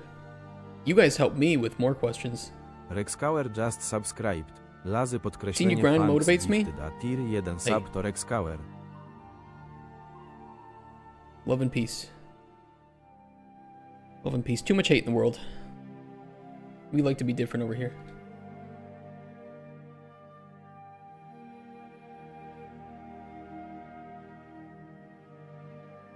Common UI style. First stylization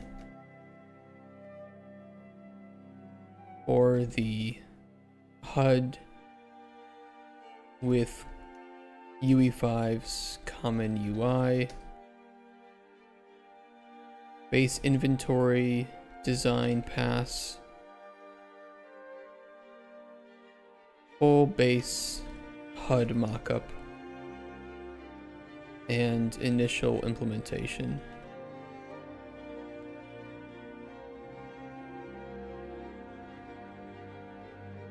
Fish is your side hustle. That's if the fish actually worked.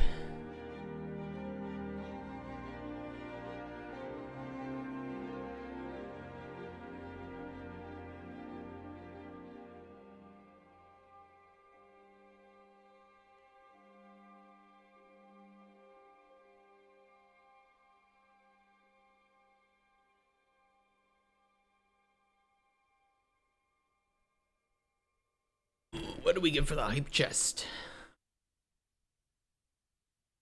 I got this emote. What emote did you guys get?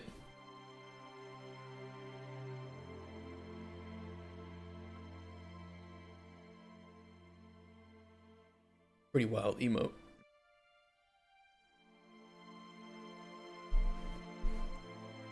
Water and post-processing shaders.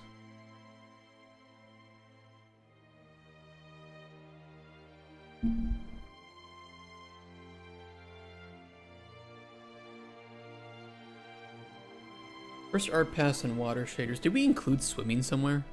Like the swimming system?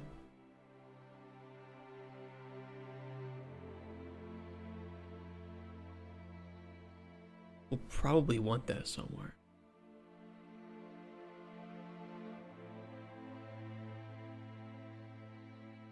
Mainly programming work. Bookshelf would be quick. Readable books is quick. Localization solution is quick. Spawners is quick.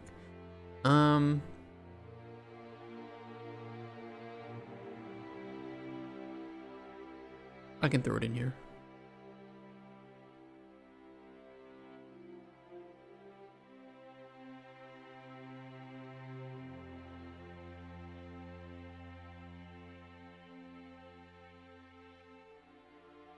German choo-choo. I want to go back to Germany again. It's really sad that I'm not going to make Gamescom this year. It's so expensive. Like, the tickets for Gamescom are super cheap. Finding a hotel in Köln, not cheap. Or Cologne.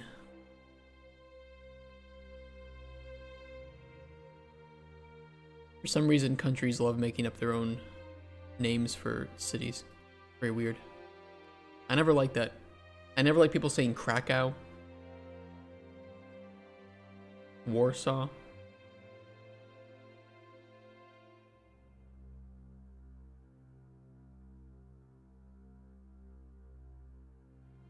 Yeah, Krakow is weird. Like, there's nothing in... Like, English does not lack the proper ways to say Kraków or Warszawa. Yeah, it's... I don't know. Kind of weird to me. You're married now? You can't do budget travel anymore? There are expectations. If I did go to Gamescom, I would take my wife, because I think that she would have a lot of fun walking around and seeing stuff. You know, I'd get her some Microraptor Games merch so that she... I'm not gonna say that she would be a walking billboard, but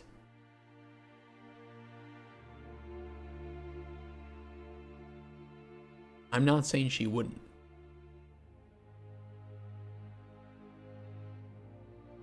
Women in a male space. Nah, Gamescom is pretty equal split. Gamescom is cool.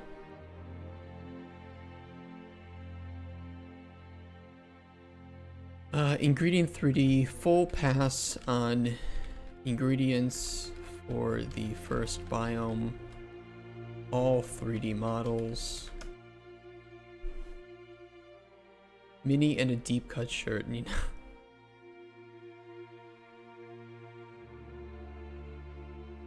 Having a booth at Gamescom is really expensive. Even like the cheapest booths can run like $10,000, and that's like one of those small indie space ones. Maybe see if I can find like an example. It's like one of these. Having one of these can cost you a shit ton of money.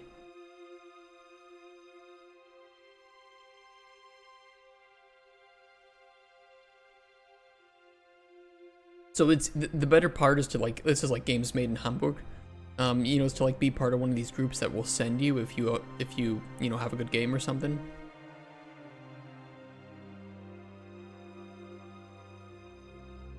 Even then, kind of the shame with some of these games though is that even then with this kind of marketing, they don't really get a whole lot of. They don't often even get that many sales by the end, which is really sad. I think Gamescom is kind of hit or miss sometimes with getting interest. Here's the reality. If you're looking for money and you go to Gamescom, you should not have a booth. You just shouldn't. It's a waste of money. Most of the business being done at places like this are being done out of hotels. So you won't even see people buying like business passes, because a business pass, again, is a massive waste of money. Having a booth, massive waste of money in some cases. Just find the email, say you'd like to meet up at a certain time and day, and then go to the hotel. It's free, it's fast, and you'll have way better noise than you would ever have in one of these places.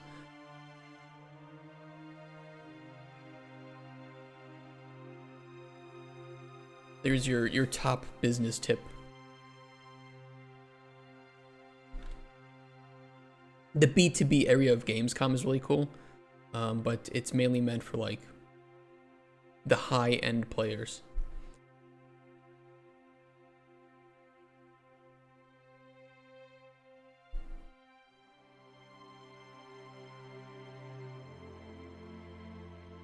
They did have a cool... I was at Gamescom, though, for when Bannerlord was there, and they had some pretty cool stuff set up. I know this guy. One of the community guys. So there's some pretty cool stuff that you can do at Gamescom. Pretty fun.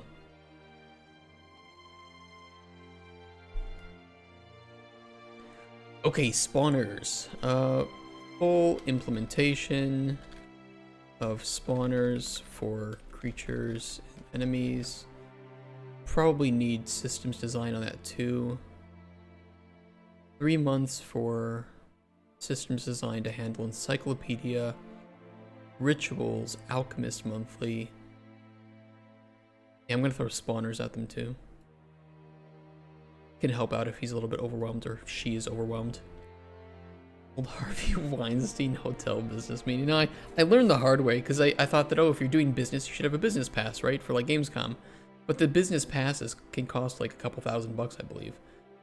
So it's like, okay, do you have a booth then? Well, it depends. You know, do you have a good booth? Are you trying to show this off to investors? Are you trying to get player feedback? You know, what's your purpose? You have somebody paying for it. You know, if you have a publisher that's paying for you to go to Gamescom, that's fine. You know, it's not that much money for them, and you then don't have to do anything other than take time out of your day to do it.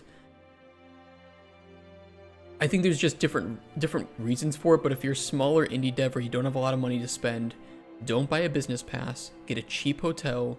You can meet the publishers or the investors at their good hotels. Buy the regular passes for Gamescom and just try to, you know, do it on as much of a budget as you can. Or as little of a budget, I guess we should say in this case.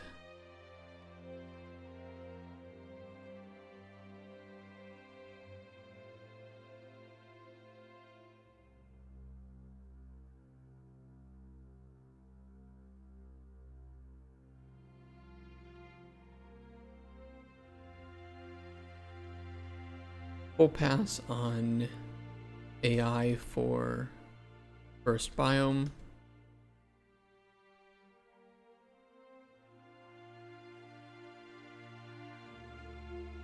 We have 2 level designers at VS3, right? Or we only have 1? We have 2. Okay. That's good.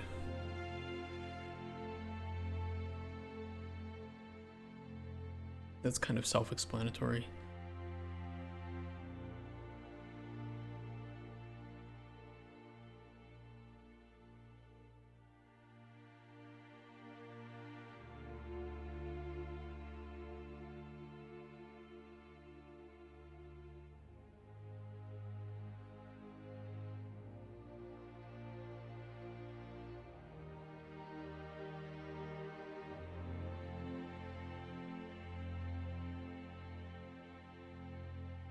What games come with a good laptop and demo and controllers and hang a screen on your back with the trailer and see what happens? That can work too. Yeah. That's actually good advice. It's eye-catching, it's fun. If you have like a really trimmed down game, or a game with like a quick gameplay loop, an arcade game, absolutely 100% works.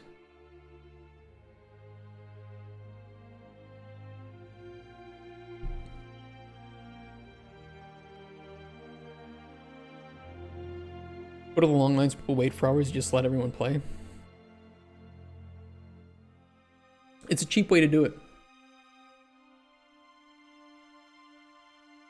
But yeah, some of the best booths that I've seen at Gamescom, which by the way I've been to, I've seen some, I've been on some shit booths at Gamescom, let's put it that way. You know, you have your square. Best ones are literally just computer,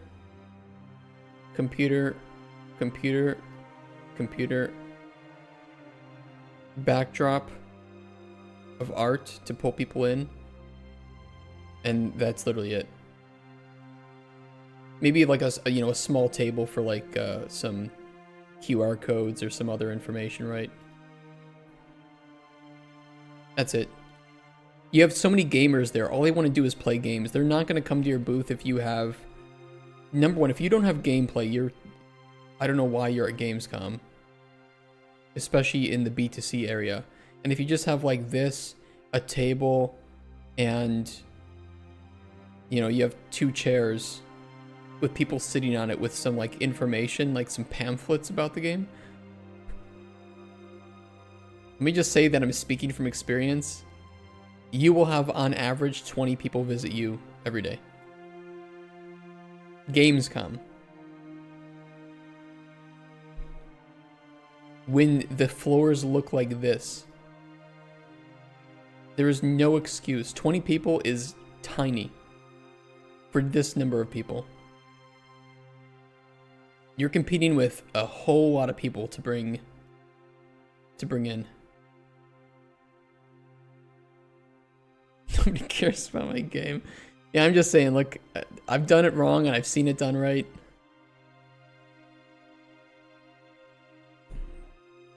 What if you have booba? Then you're just going to be looked at a lot. That's really what it comes down to.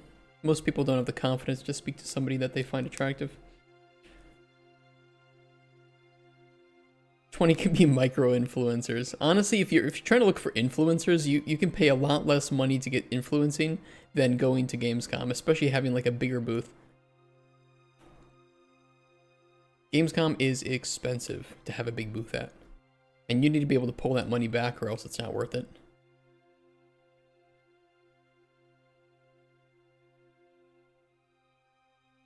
Metal Hellsinger. One of the years I went when Metal Hellsinger came out, they had a metal concert with metal bands. I really don't know metal bands too much, so maybe some of you guys do. But they had these people playing at a separate place. It was pretty cool. I have some recorded video of it. It was pretty wild.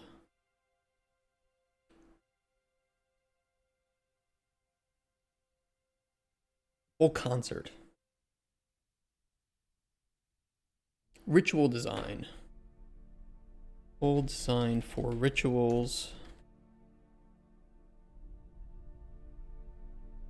At low level.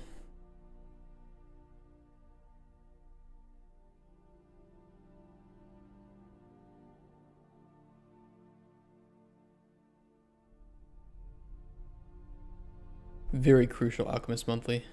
Very, very crucial one. Like metal though sometimes it's hard to listen to. I'll never turn it on on my own, but I usually don't mind it being on if it's already on. But it depends on what metal.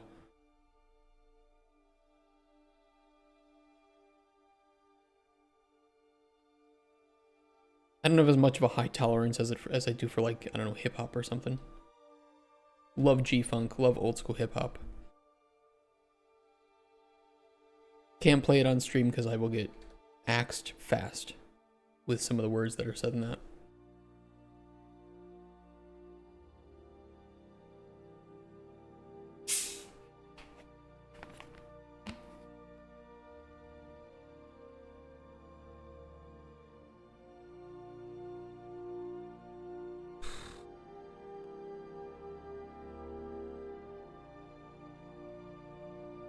I don't know why there's always so much foam with this Coke. I pour regular Pepsi, there's like no foam. I pour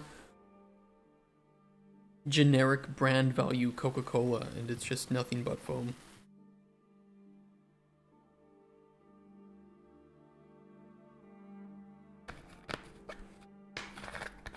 All the chemicals. Good. The diet? Yeah, it's diet. No sugar in it.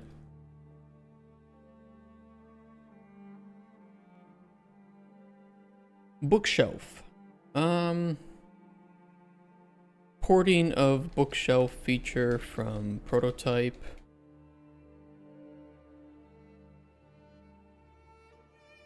Porting and reworking of readable books from prototype. The main problem I have with the readable books from the prototype is that they are, the text is low quality. And I think that we need a different solution to that.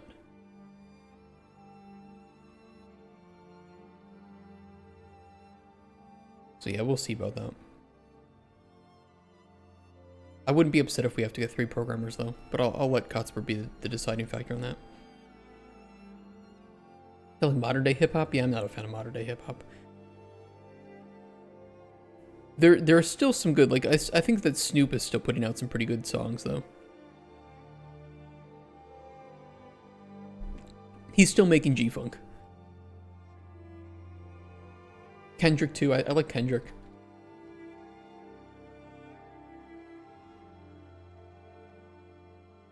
Second biome creature, enemy design.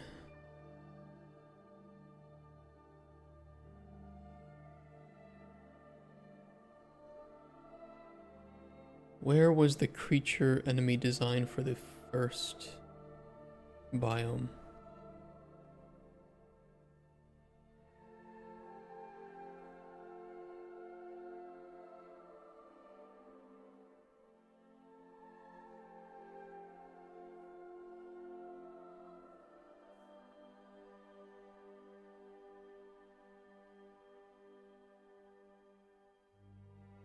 Saw the new music video from Snoop? No, I didn't. The last stuff of Snoop that I listened to was, what was it? What was the album?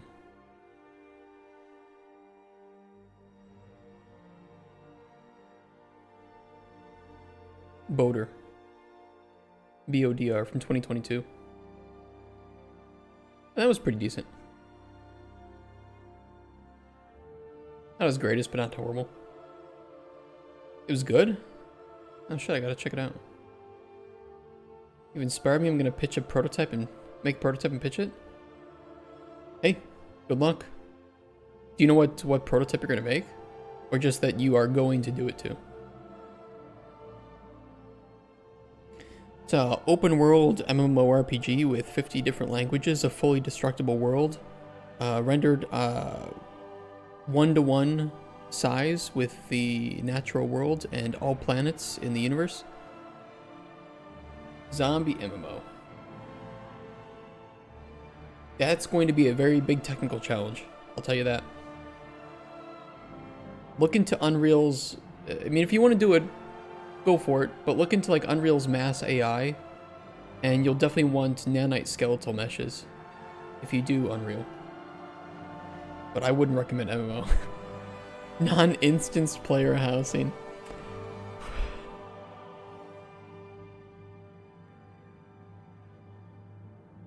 One day would be fun to design the worst game ever, Kent. Like the worst game ever designed, and it's just starts off with, you know, MMO, fully destructible world, classless character system. Your skills de-level over time if you don't play because your character isn't doing anything. Oh boy. I can't watch it because the VOD will get fucked over with blocks. Sadly. But I can, if you send it to me on like Discord or something, I can watch it on Discord.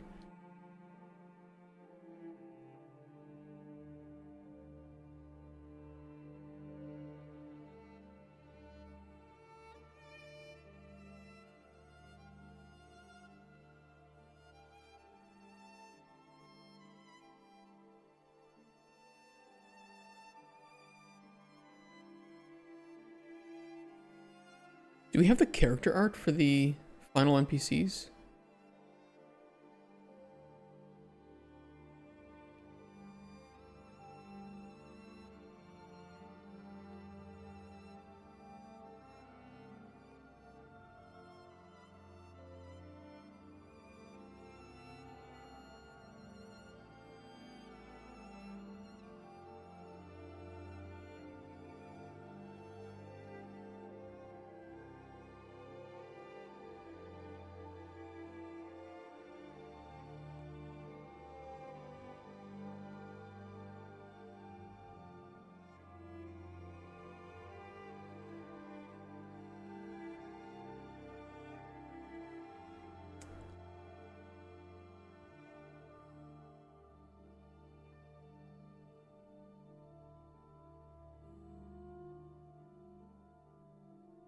Don't know how to feel about that.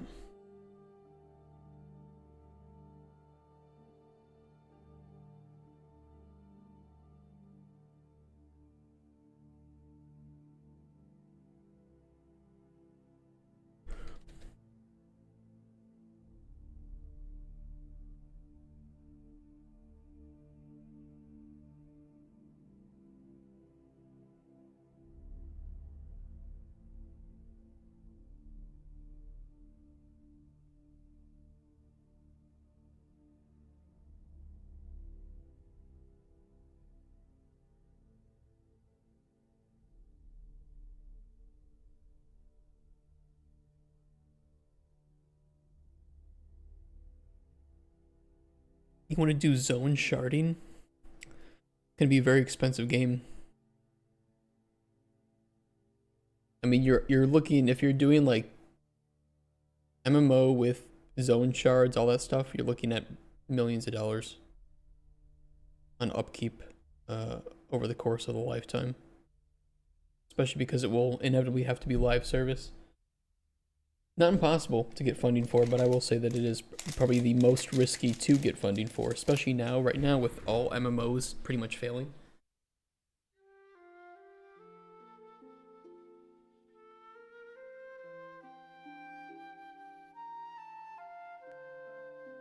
Like, depending on your scale for this, and you will have to avoid people drawing parallels to the day before. I mean, you're looking at 10 mil minimum spent to really get it to a point where you can start to play test it. Depending on if you want to go like unturned, which I would recommend if you're doing unturned, you know, start like there and see what you can improve from unturned as an idea. And same with its art style. Don't try to go like day before. Somebody started UDS in the ultra dynamic weather for snow in the footprint system. Gives me the chills, love shit like that. I haven't tried the footprint system yet.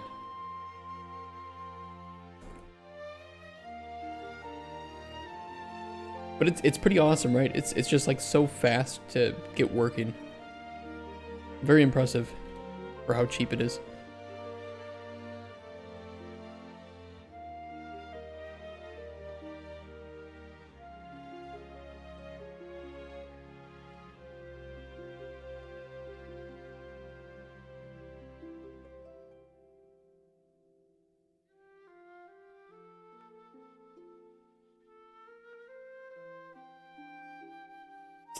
$30, dude. It's crazy.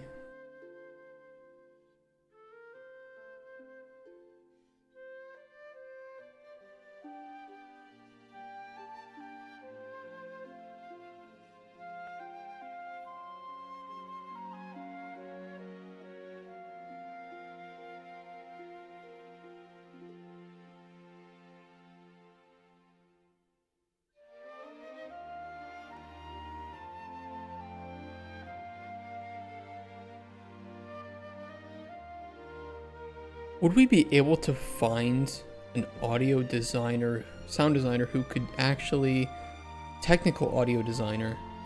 I think so. It's gonna be cheap or easy though.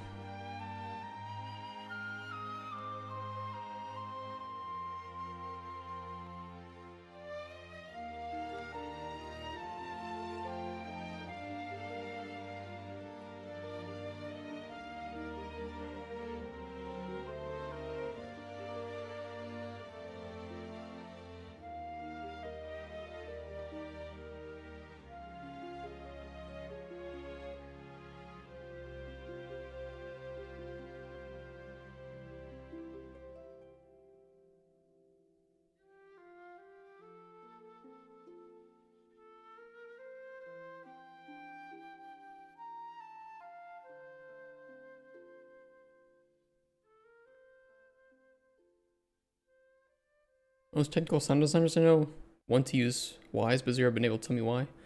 Oh, I don't know. I have no clue.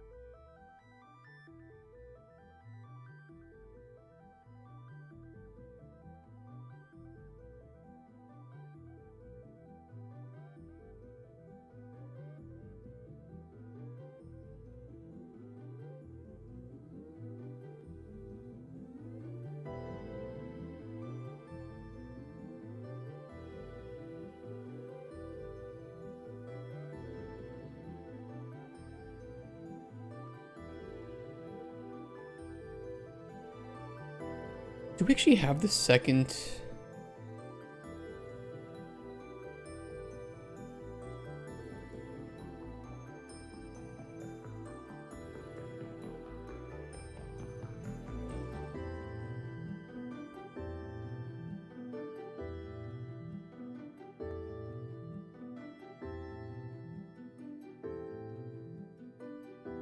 Yeah, we'll do that.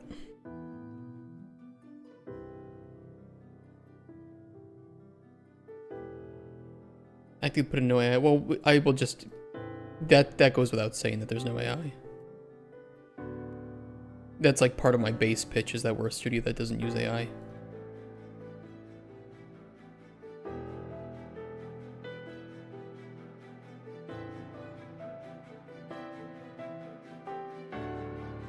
Any answer ideas? We're gonna see what happens if I don't put it first. Because if I put no AI on these sections, it starts to raise the question, well, does that mean that there might be sections where you do want to use AI for?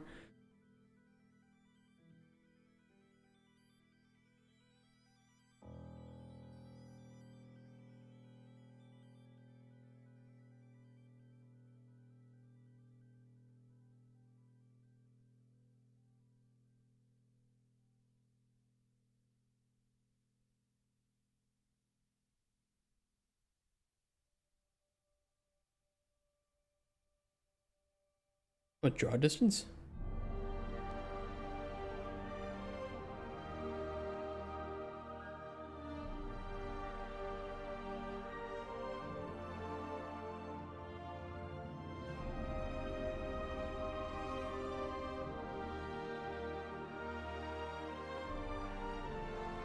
I mean, it's just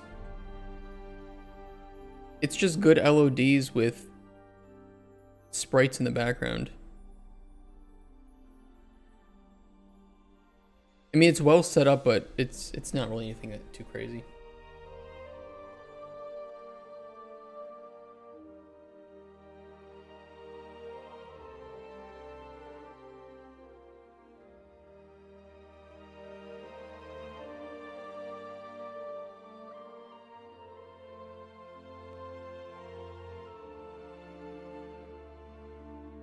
I mean,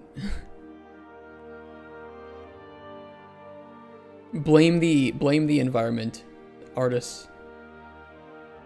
It's really where it fails. It's also different biomes too.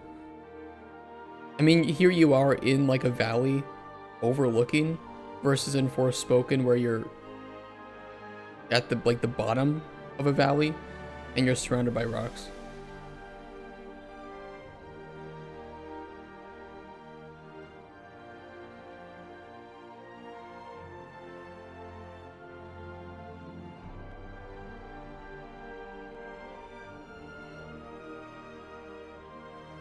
Do we need a competent art director? Indeed.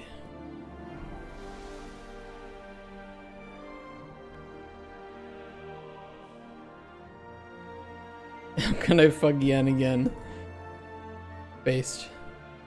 Yen is for men. Tris is for boys.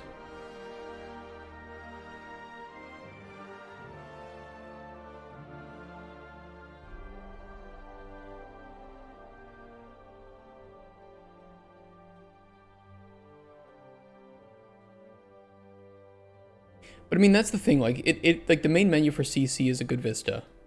No doubt about that. But it's also not meant to be walked in, right? Whereas the Forspoken section that was shown was entirely gameplay. And I'm not defending, I want to defend Forspoken, but, you know, this is just meant to look good. Which is why behind the scenes, it's just a tiny little piece of land that, and some mountains thrown big in the background. Nothing special about it.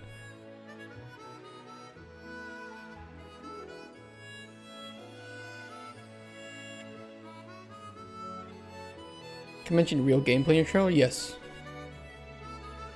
Because that trailer is for publishers.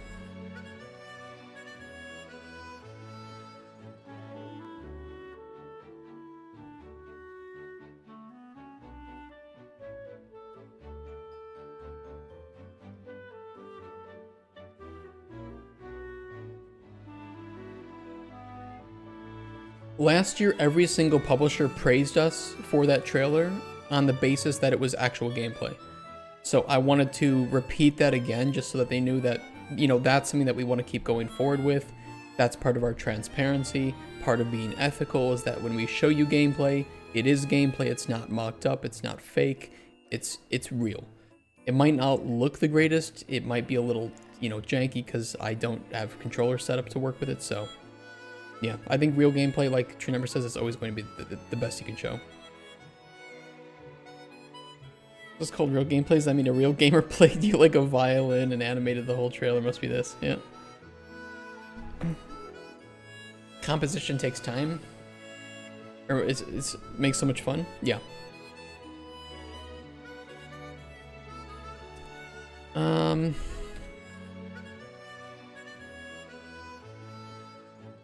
First songs for first biome and combat.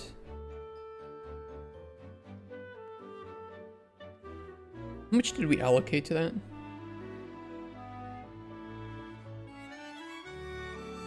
$50K?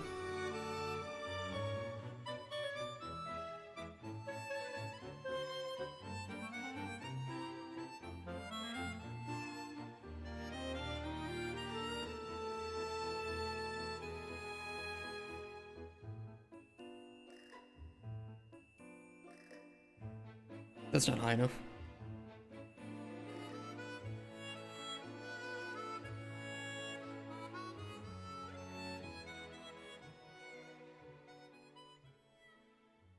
Well, it depends on how large we want the soundtrack to be, and we can always get more tracks later.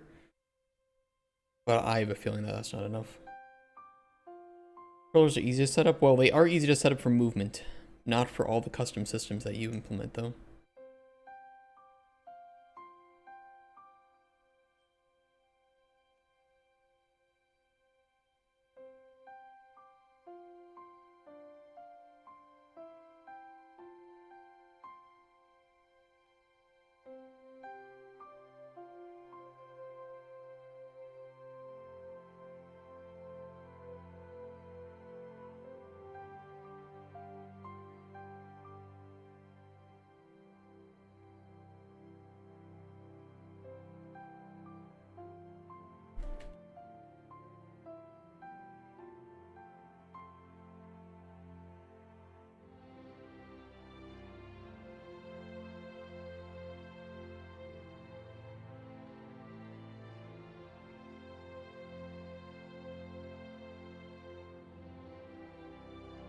%15 spent on outsourcing. I think it's pretty fair.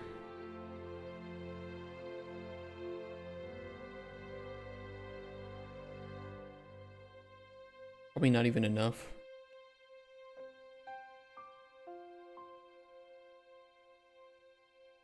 When I calculate the 3D artist budget, I take how much 3D artists get paid and I multiply it. That's about it.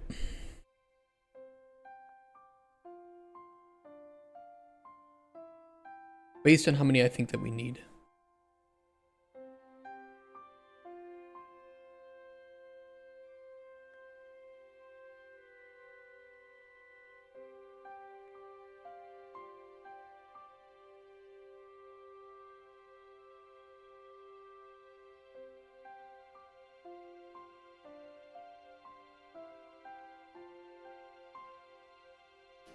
Wait, 2? Now it's 3? No, 2 is the... So this is the salaries.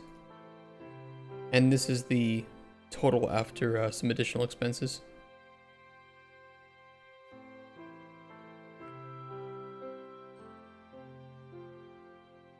Yeah, we haven't done an asset list yet. This is just an estimation. And then we have budget for outsourcing for things that we can't handle in-house. If we need to hire a third 3D artist, then we'll do that. Which is possible. So we would aim for 4, actually. That's what it would come down to.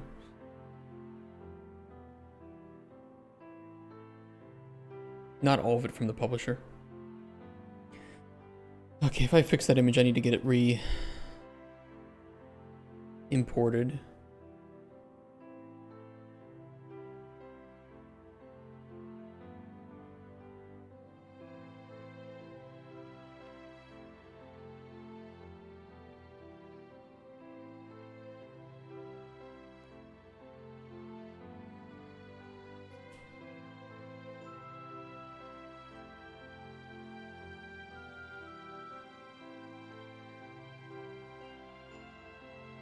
Game was only I think we had it at like 2 million last year.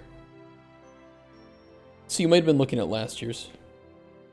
So you're hiring someone from the chat for 3D or 2D if the portfolio is right? Yeah, but I will just say that, you know, you'll have to have worked on 2 to 3 commercial titles as a 3D artist, and we're looking for somebody at senior level, so somebody who has worked probably in the industry for 5 to 10 years, has a strong portfolio, especially in stylized and organic art.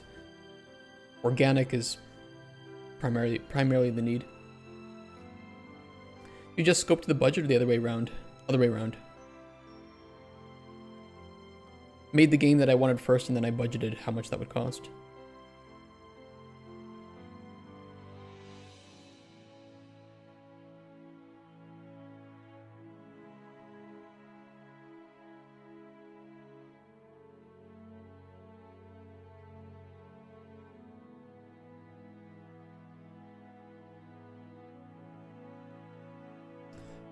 I really think I just need to talk to an artist.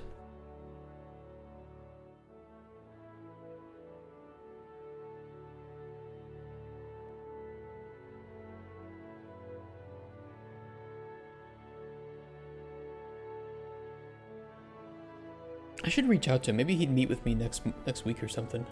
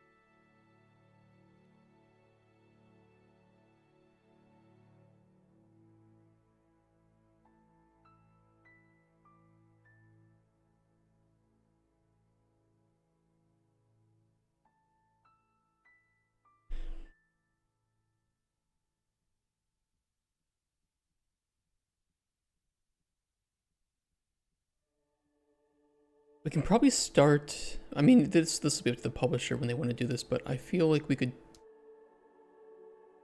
100% start to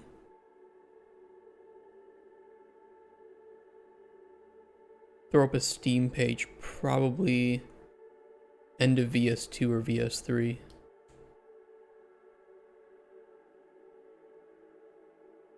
So roughly half a year in advance to actually going live with the demo.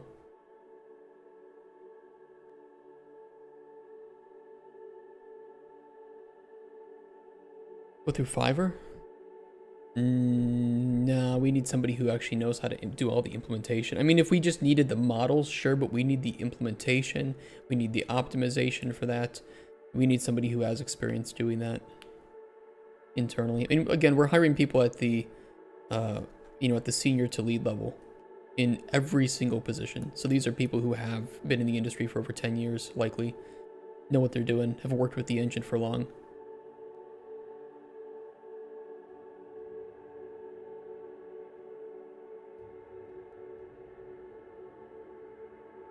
I think we will have to push up to 3 3D artists along with the lead, because the lead will be doing a lot of like monitoring the outsourcing and stuff like that, but that's fine. I expected that we would be closer to 4 million anyway, so we're still a little bit below for what I think the game will actually need. Animating? No, we have a separate animator.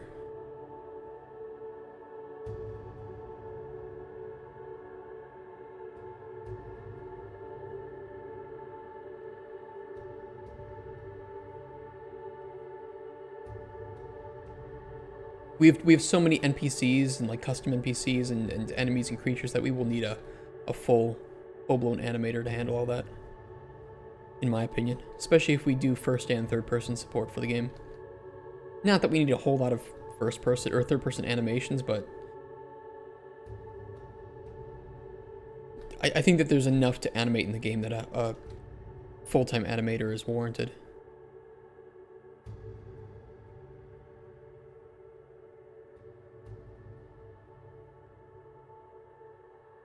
The good thing is a non-realistic game is like a stylized game. We can get away with animations that might look a little bit janky or just...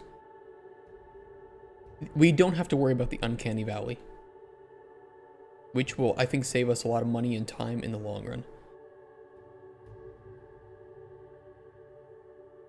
And that's when you get your garage into, you can try everything by yourself and learn a lot of stuff. This is true.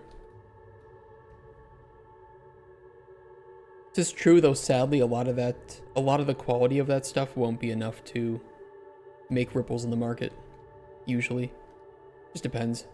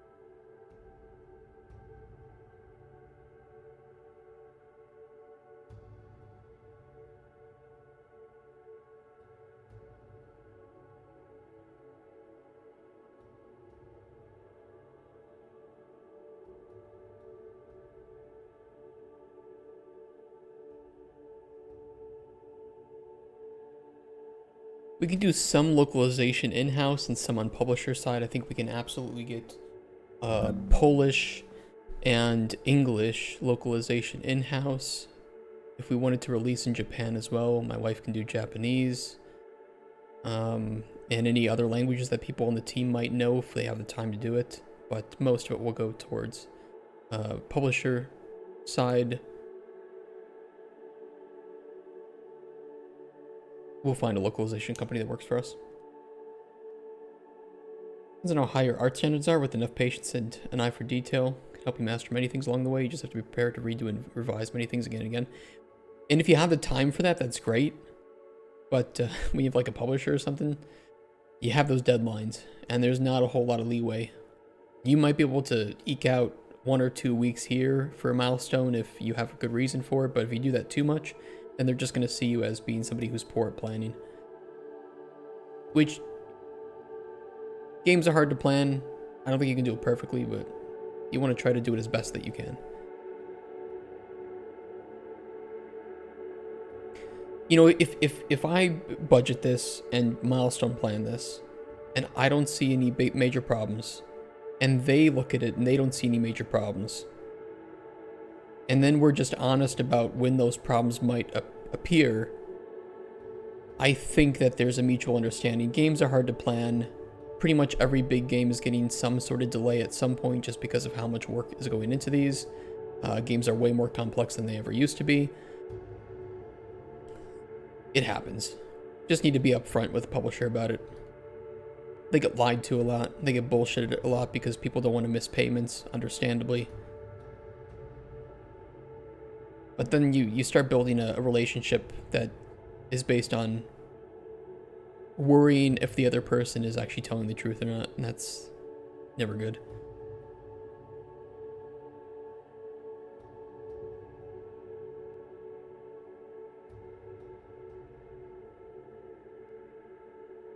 Good first impression on an EA release is pretty big, but it's not the end of the world if the initial EA release is bad.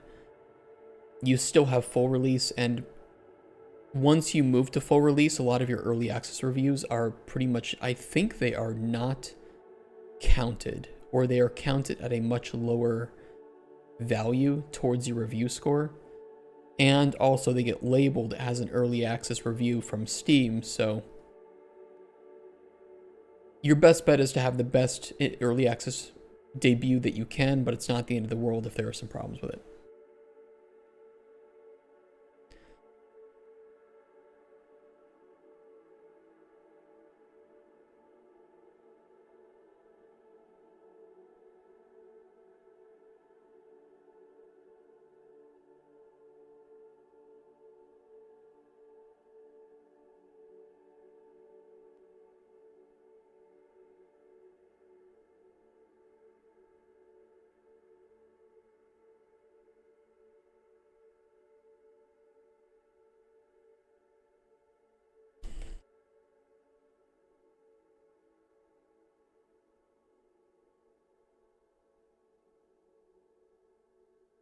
Start concepts, plans, and designs for third biome.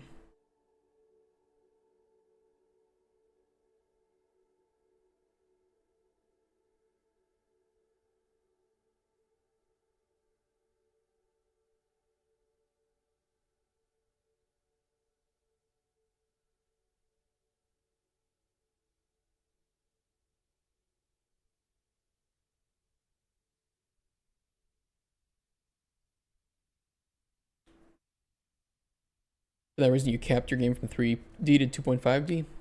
Want to stay small and have control over more things? Yeah, that's smart. And I think there's a really big. I think there's a big market for 2.5D games that are good. Like you said, Mandragora, Prince Persia Lost Crown, or Trine, Ori games. 2.5D is, in my opinion, a bit of an untapped market that can help trim down the budget for a game.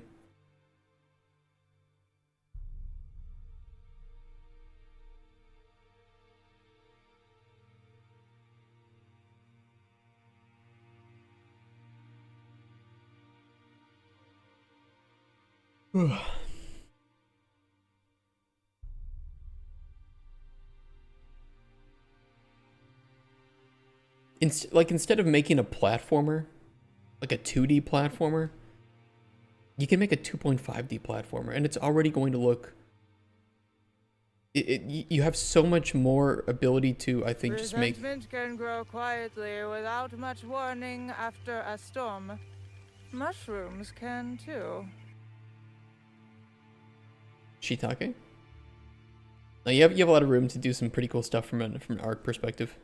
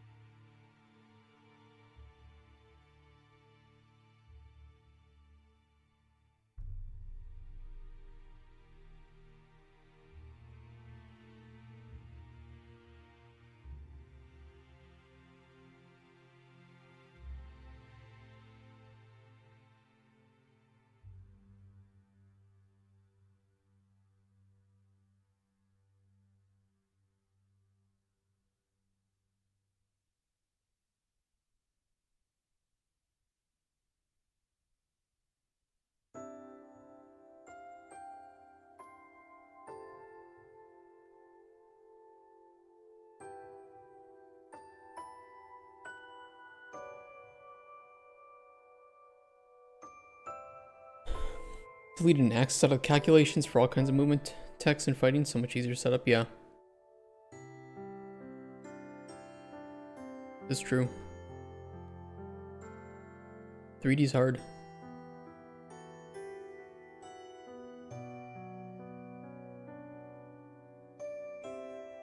It's like you'll know exactly where the player is going to walk.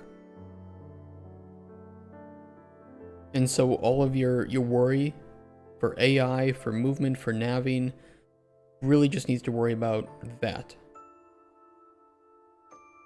If the player is supposed to jump up on something, you know that that's the only thing that the player will be able to jump up on. Not something else, not glitch between two things. Saves a lot of headache.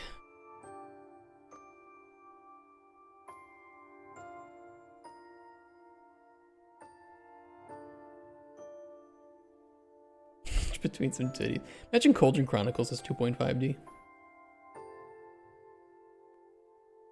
Mandragora, but Cauldron Chronicles.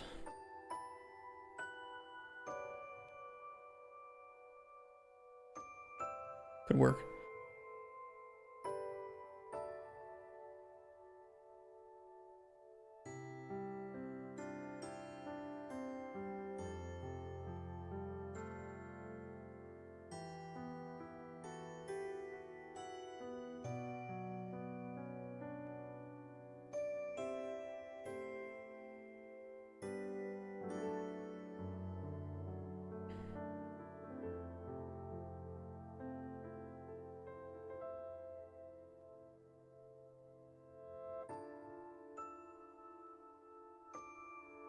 Full team review of pipeline.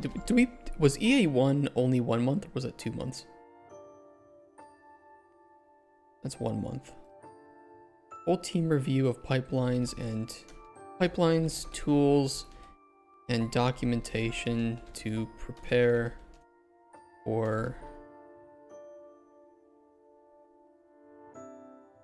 consistent content updates. That'll be big. I'm really hoping that when it really comes down to it, that the 4 months allocated for each early access release, which I know is, it's a lot of time. So 4 months, or was it 3? 3. Sorry, 3 months to add a new biome, some like new rituals, new enemies, new tasks, new NPCs, and a new feature here and there. I'm hoping 3 months is enough for that. I think that it is. It is a lot of work.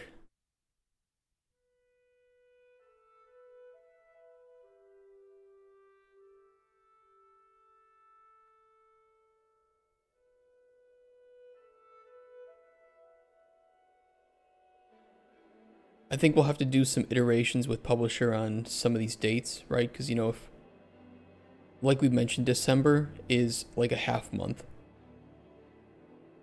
And people are going to be out. People are going to be out around this time, for sure. So, any milestone that coincides with December probably needs another month added to it. sadly. But it's just kind of the it's just kind of the reality.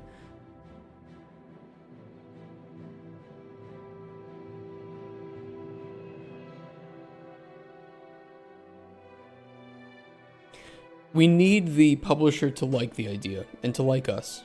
And from there, you know, they're willing to add another $500,000 towards it. It's really not that. If they're a AA publisher, adding another $500,000 to a game to make sure that it's built right is really not that big of a deal if they think the sales numbers are there.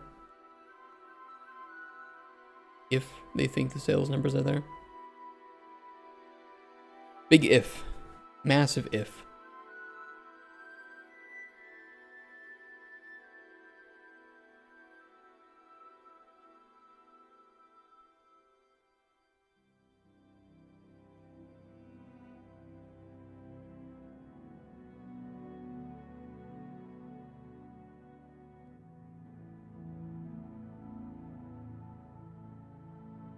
I'm not going to fill out descriptions of these just because they are more of like a... They're based on how well a lot of this goes.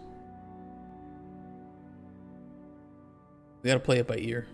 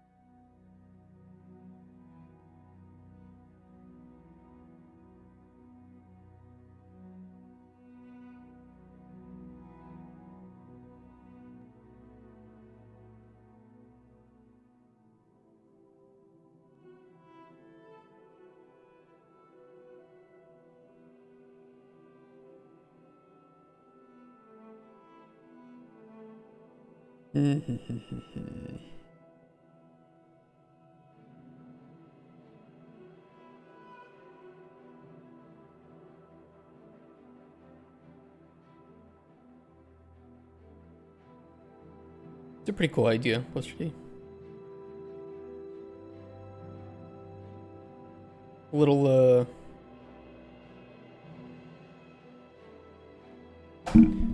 management action game.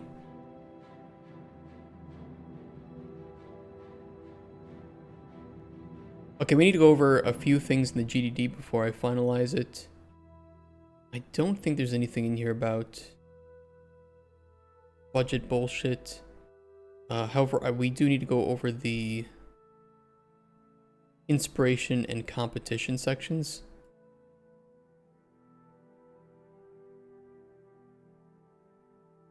Inspiration should be okay. The one thing that sucks ass though is competing products, because we don't really have competing products.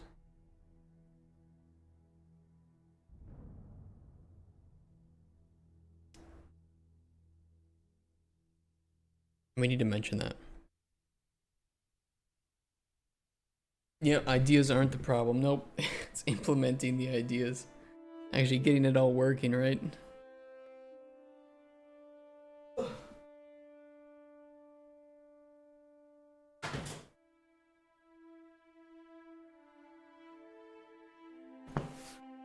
I don't really know what we want to write here, though.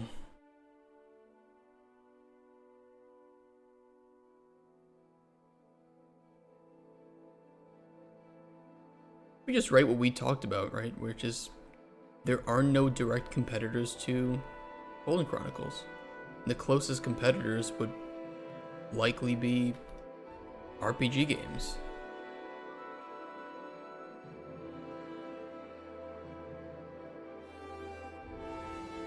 Cauldron Chronicles sits in a weird place that it doesn't have any direct competition. At least not games that are announced as of writing this. Closest competing products are other open world RPG games, which is vague enough that none are direct competition, but all compete for the player base,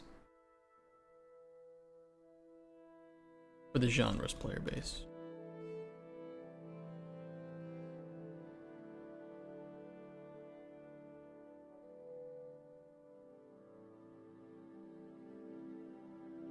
I'm gonna chat, release a competing product and then take this. Hope not.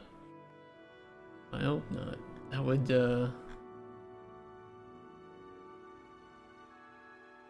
yeah, it would suck if, you know, like, I don't know, we're 1 year into development, we have the funding, and we see a game that's almost exactly like ours releasing. It's not to say that we couldn't still succeed, but inevitably, you know, you start to have, like, comparisons being drawn. You'll have people saying that the idea was stolen, although I don't think that'll happen very much with us because our game has been live streamed in development for this long, so we can avoid that at least. It'll hit morale too, stuff like that, you know. You think you're making something unique, but then it comes around and somebody else got to it before you. It happens.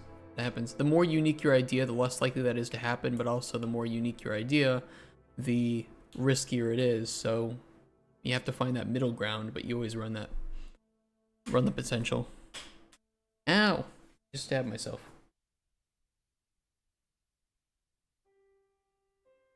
Fidgeting with my pen.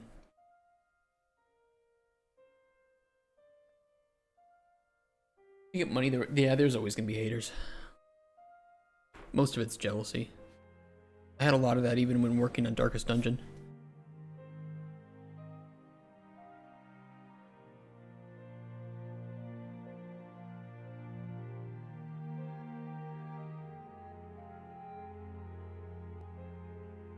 Number one hater. Hey, Kotspar, when do you think that you'll have... Do you have time this weekend? Do you want to meet up again? And we can just go over all the materials? I'll throw it on my tablet, bring my tablet, and we can just take a look, and I'll write some notes if you think that we need more or fewer people or whatever.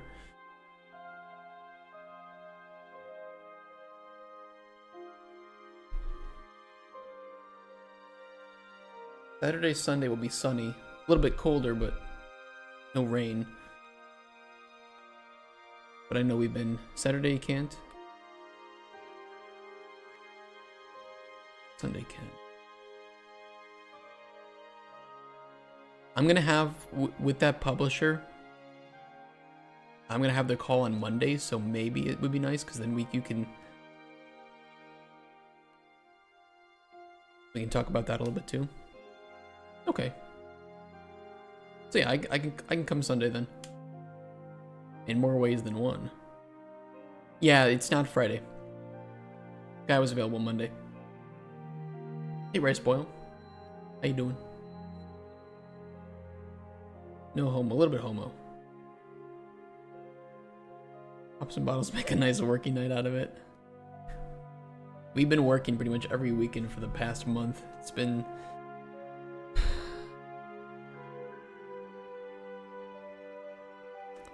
It's been something. Alright, let me buy a ticket before I forget then. Do you want to meet at the same time, Cutsper? Because I can get in around 10 a.m. Or... Was it 10 a.m.? 10 a.m.? Okay. Sunday, 27th. Kraków.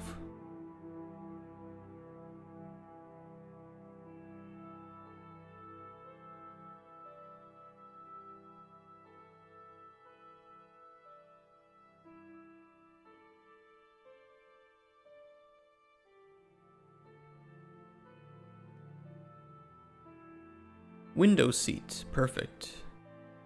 We like those. I read my light novels while I do that.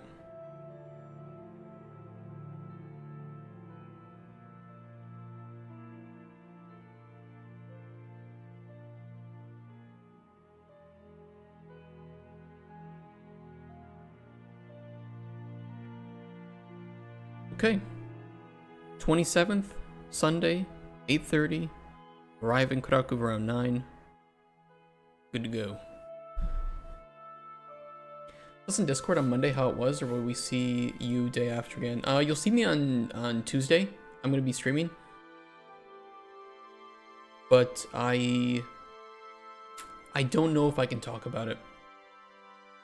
Like, and it's not because I don't want to, but because I don't know what I could share. I could probably just tell you how I felt it went, but I can't tell you like who I did it with, any super crazy details. Said pitching to a game publisher is the easiest way to get funding compared with non-game business pitches. I don't know. I mean, it kind of depends. I think pitching a game is pretty easy. Preparing the materials to pitch is the hardest and the most annoying and the most boring. Actually pitching is really nice. I enjoy it. It's chill. You just speak about, passionately about the game that you're making, and it's kind of over. Made a frog generator. Made a frog generator in Python? Pretty cool. Took chip title for index too. Okay, competition is updated.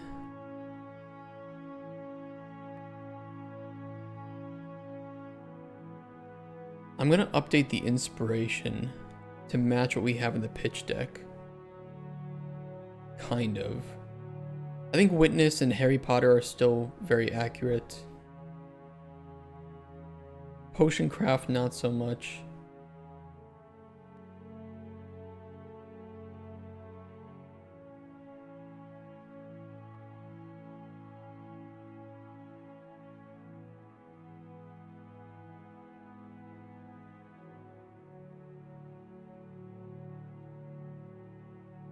I'll change it over to Detroit. Again, the Atelier series, not so much.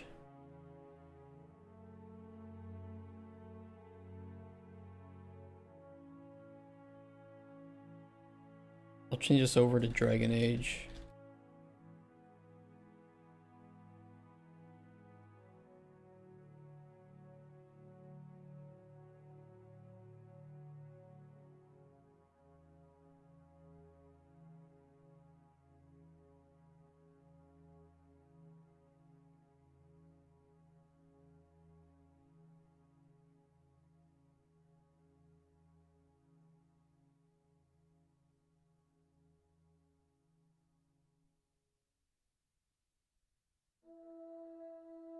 And Dark Messiah.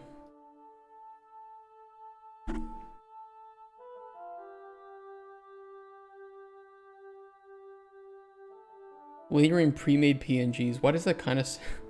I know it's not, but it kind of sounds like how those Bored Ape NFTs are made.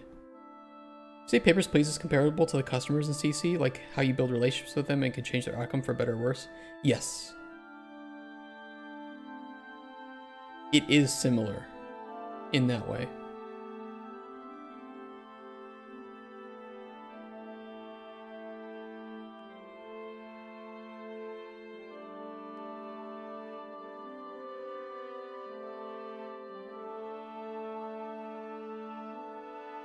Kind of makes me want to include it.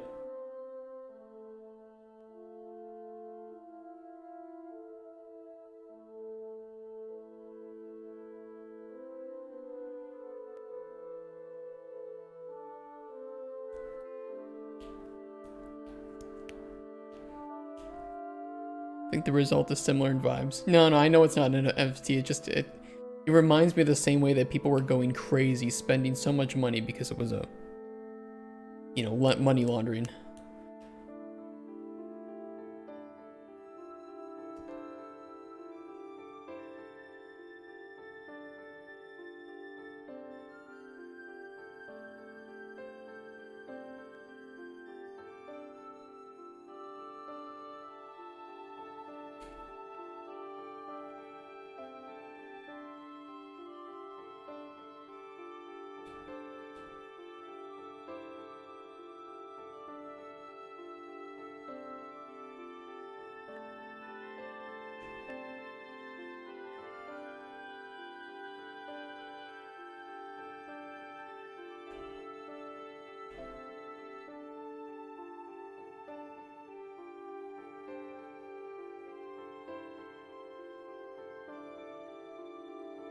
I might include Papers, Please.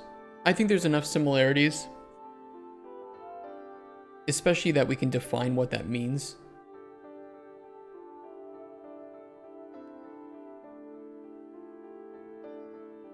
I'm into it. I'm into it. I think it's hot.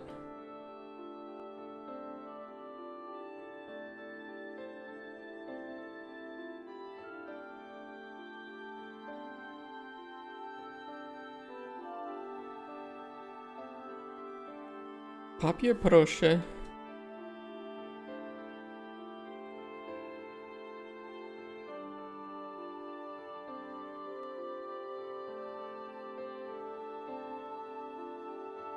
Okay, let me get a screenshot of Detroit become meth lab.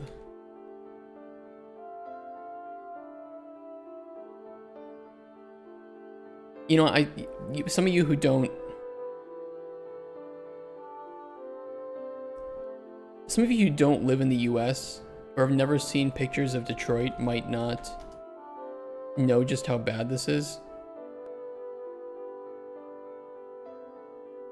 But you can literally just get like meth homes out here. It's not great. Hey, Tavern Streams. We're doing game dev. I know I just mentioned meth labs.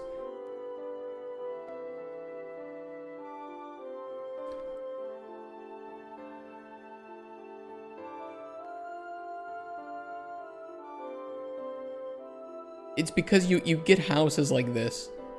Oh my god, 3 bedrooms, 1 bathroom. Oh. Oh. There's at least 2 bodies in here. It's a beautiful home for a family. Oh, I could see the kids playing in the boat. Look, they don't even include interior pictures because they know just how bad it is.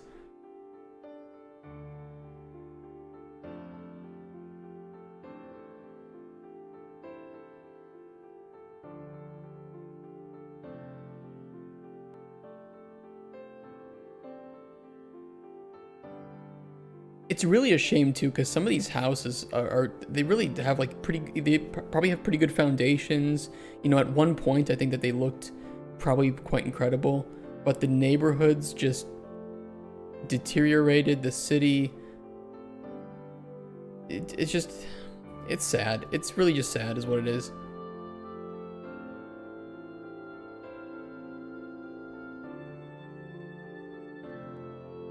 It's yikes, yeah. I mean, that's definitely the way to put it.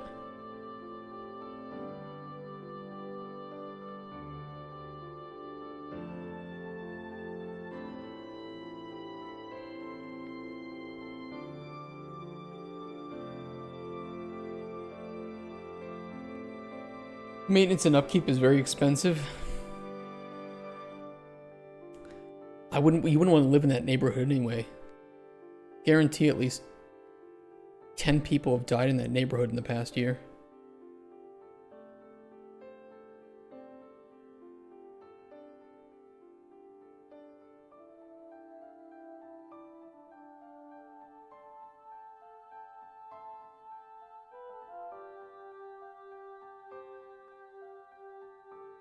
When did Detroit come out?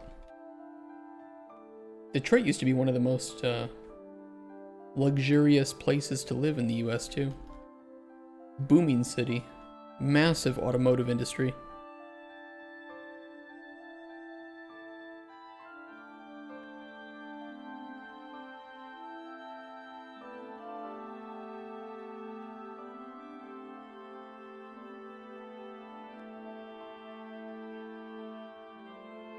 Is GM still around? Not in Detroit.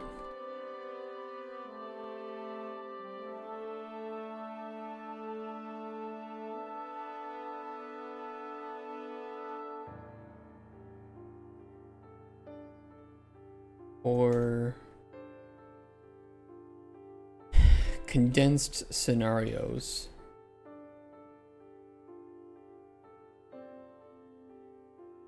It forced billionaires to renovate homes. Can renovate a home, you can't renovate a neighborhood.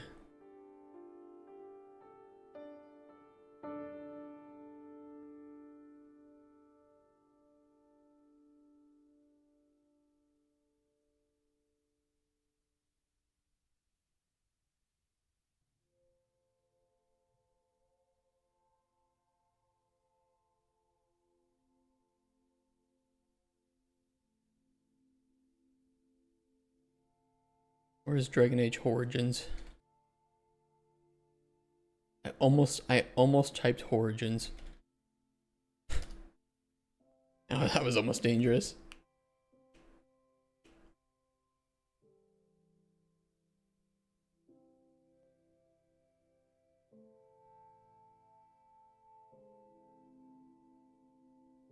This game had such a good cast of characters.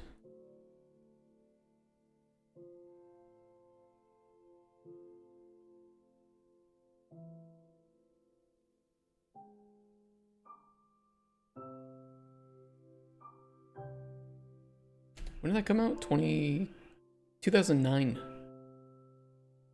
Oof.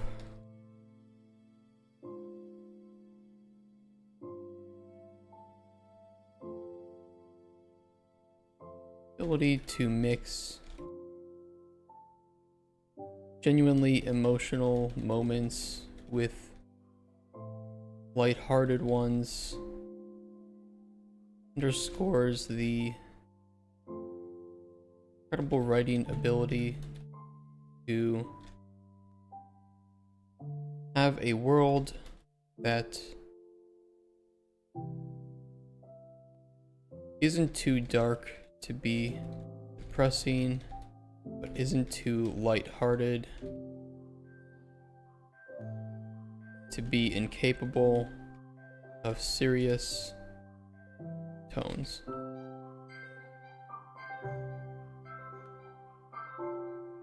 And topics.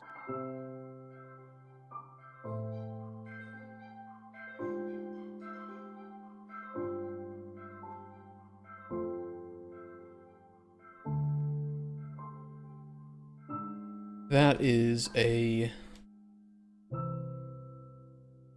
target for us too, especially being in a more vibrant art style.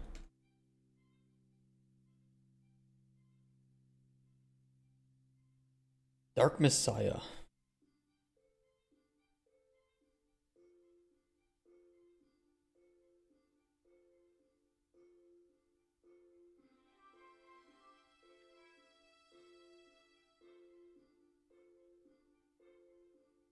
I really do kind of miss games that look like this. Which I think you could still achieve in Unreal, but you'd have to turn off deferred rendering, which would nullify the ability to have quite a few of the benefits of Unreal. It'd still be achieved though.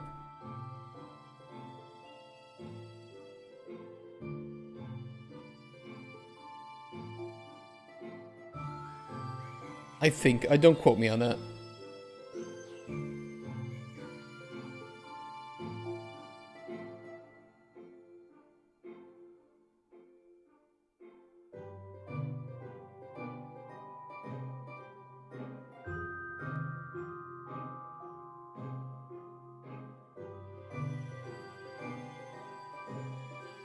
Pretty low resolution, we'll see how it looks. That's fine. When did that come out? 2006.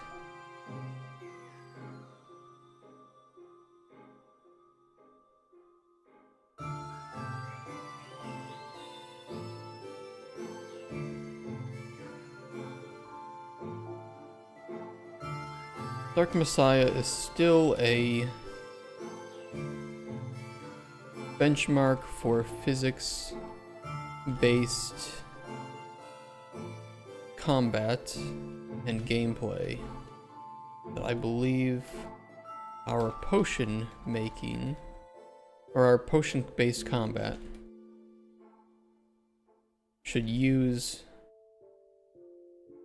learn from. and expand upon. So many inspiration. I don't know. Tons of games inspire me to make Cauldron Chronicles and to shape it into something unique. It's hard to just list like 1 or 2 games. I've always had that problem. Papers, Please. That was 2013. Jesus Christ. Fucking old.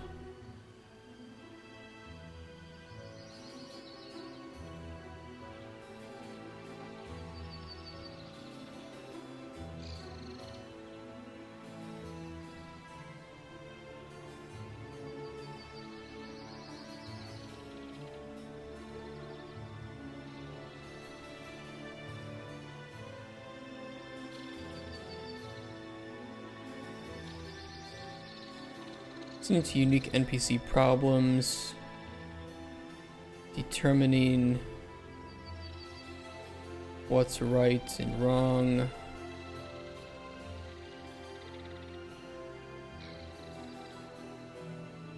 center is at center focus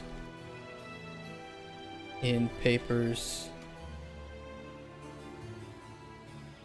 Please.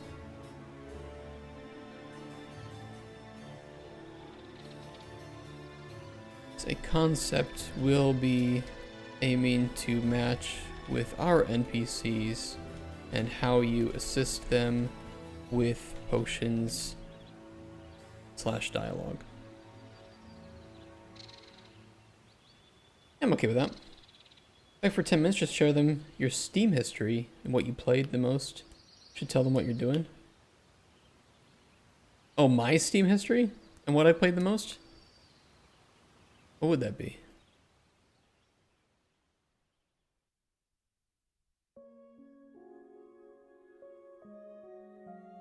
Honey Pop. I don't know if my Steam history accurately reflects what Cauldron Chronicles is meant to be. Although a lot of the games that inspire it are not like, you know, 1,000-hour games, right? I do play a lot of RPGs, a lot of open world games too.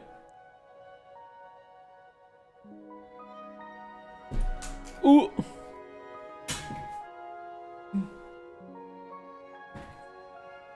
Toucan Warframe, yeah. Yeah, way back in the day. Played a lot of it.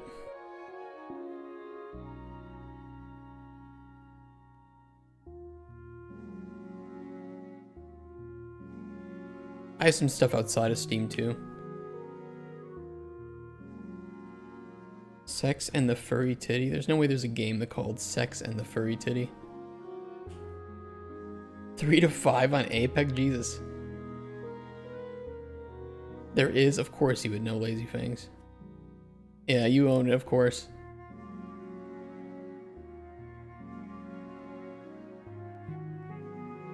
Should we write up some super quick... I wish I had a picture of what fucking Arithia should look like. I should try to do that on a day before I finalize the GDD. Like, where is the player's hut actually located in the world? Even if it's a rough mock-up.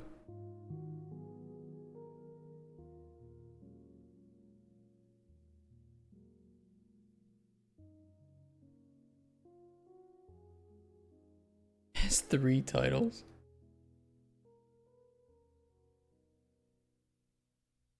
I'm gonna be able to copy some of this from the game, unless I have the documents for it still. I have fishing for the cognitively impaired.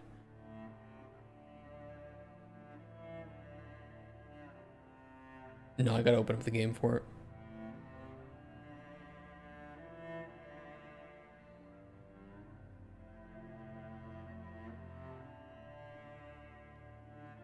Oh. How's Expedition 33 doing on Steam?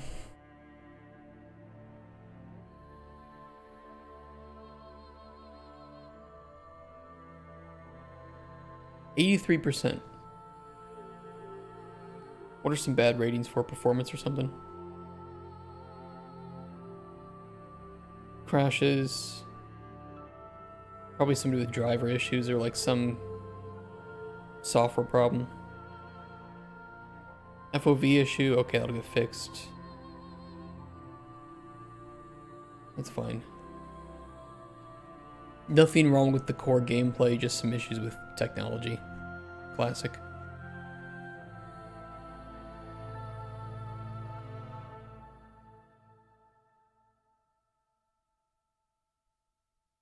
Bug. Ultra wide bug. Who cares?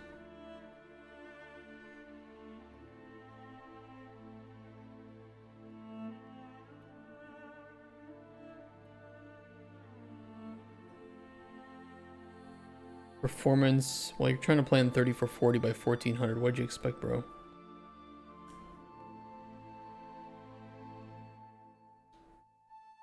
Game doesn't compile shaders at launch. That's an easy fix, though. Some people with the 5800 X3D having problems. Could be AMD. It could be AMD drivers being an issue. To be honest. Ultra wide.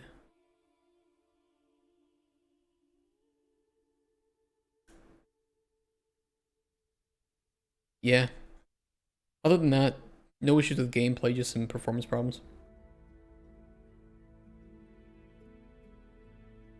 Why did my theme song start playing the moment I opened up the game? That's crazy.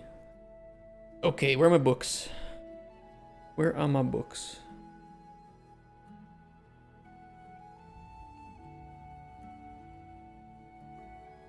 Sunblight.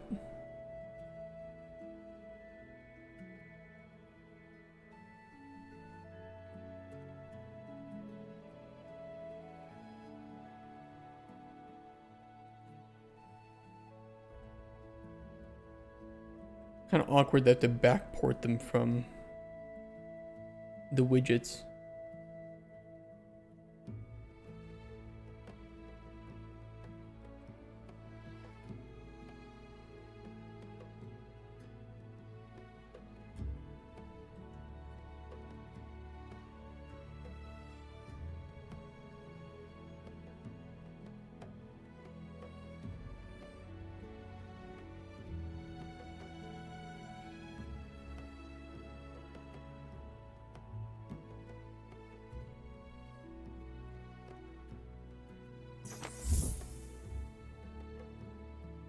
Elid man, thank you for the follow.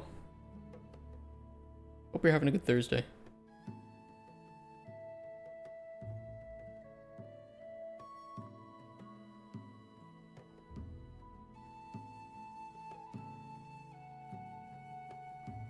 We're getting really close to 1,000 followers in game dev. Software and game, that's crazy.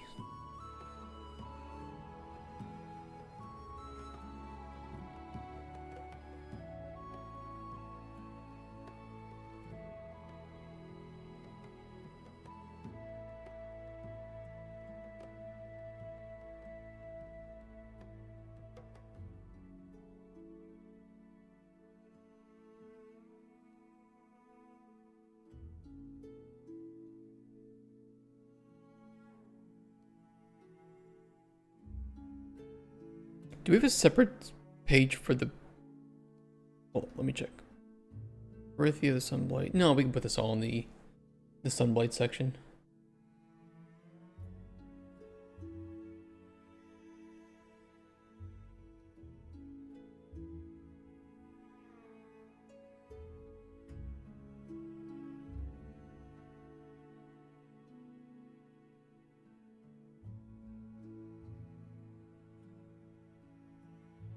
Oops.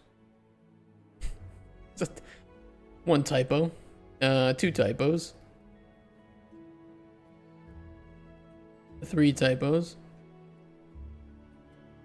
I'm gonna fix those in the game.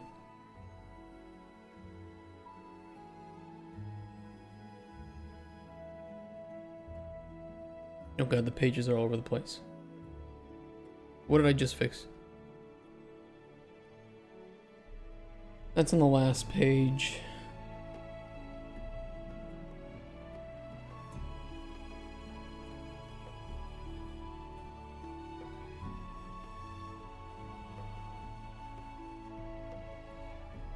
Fixed. Voice crack. Very nice. Succumbed. Around midday, the white city become the black city. Of course, you have to make it about race. No. Oh, fire.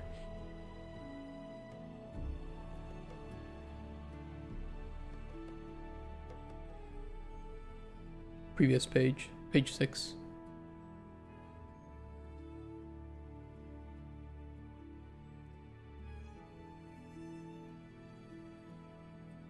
What is it?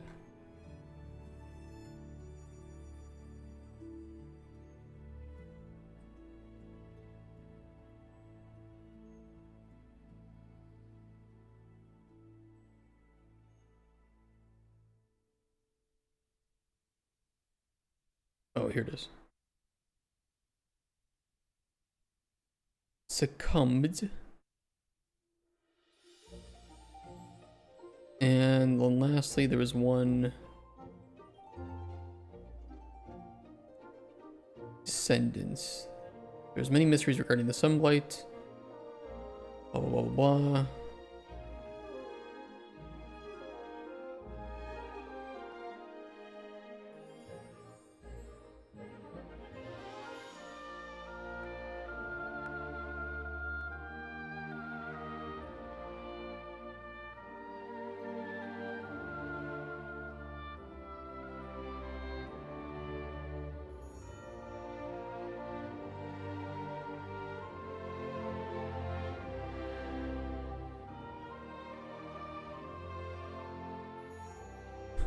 I can't find it. Where is it? Where's page 5? Oh, it's also here.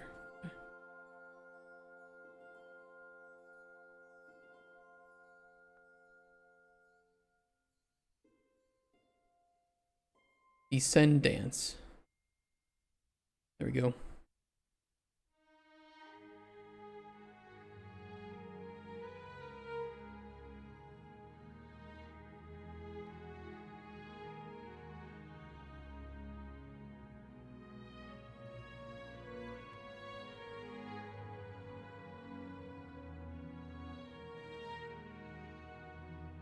Is that grammatically accurate? I would not be surprised if the entirety of Erythia breathed a sigh of relief.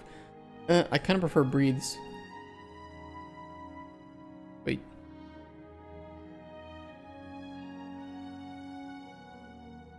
Yeah. For that. I will add these to dictionary. Ebon veins, Akarashi, ice marches.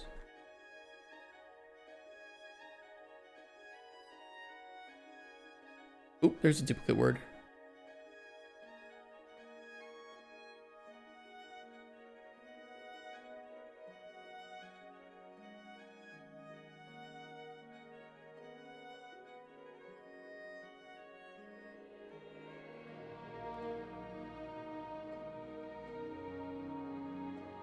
Nope, I misspelled my own city name.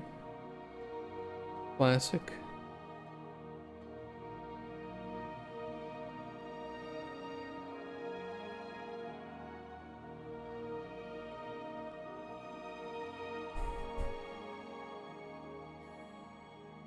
Okay, good thing I fixed those up. Those will be... Actually, I need to make a new patch for the game on Steam soon, so I think we'll be doing that. I can make one this weekend. Actually, I can make one when I get home today. I can make a small patch. Nothing big. Just a couple of like, spawners for enemies and creatures in the world. And...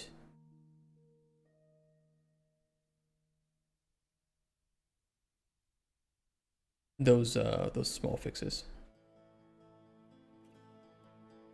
Nothing super important.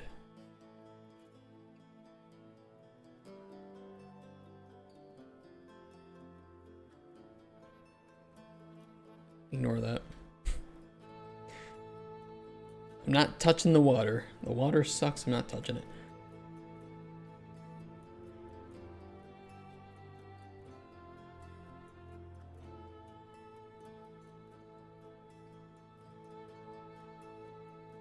I kind of want to write these up at home though.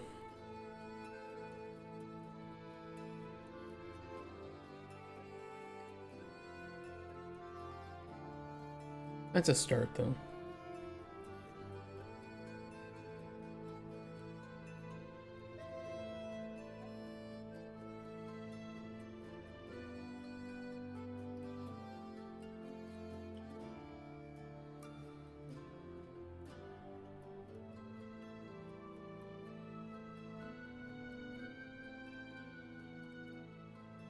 "90 pages of GDD.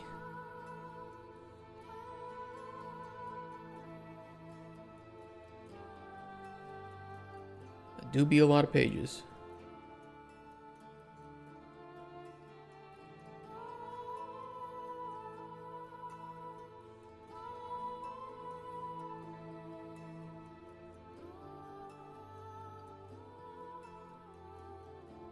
Publishers new. Yeah, they're not gonna read most of it.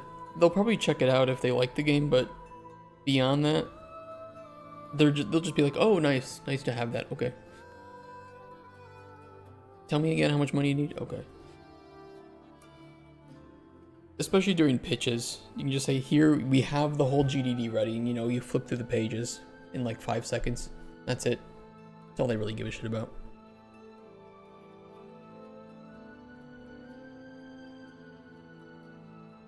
Fixed up a few typos in Sunblight book. This game of tits, females, and characters that we can monetize. Oh, what? No gotcha, no microtransactions? Alright, buddy, see ya. Sadly, some will 100% think about that. Why is he not? Hold on. Where's the scale level?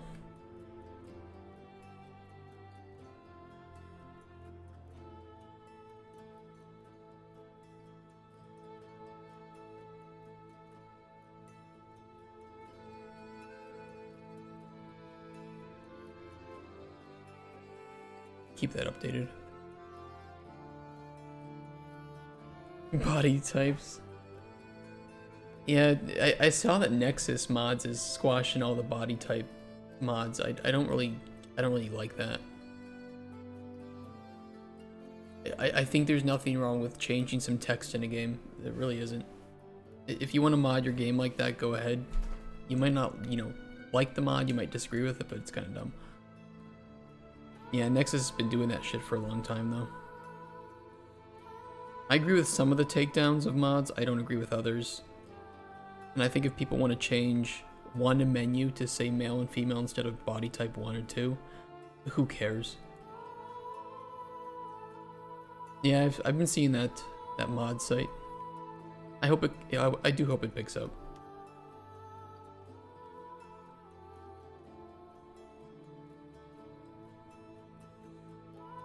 The issue with some of those things is that usually they're extreme answers to extreme problems rather than being moderate answers to extreme problems.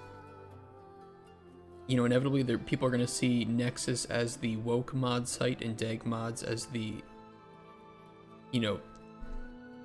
for lack of a better term, the Trump mod site, the MAGA Trump mod site. I hope that it doesn't become that. Personally.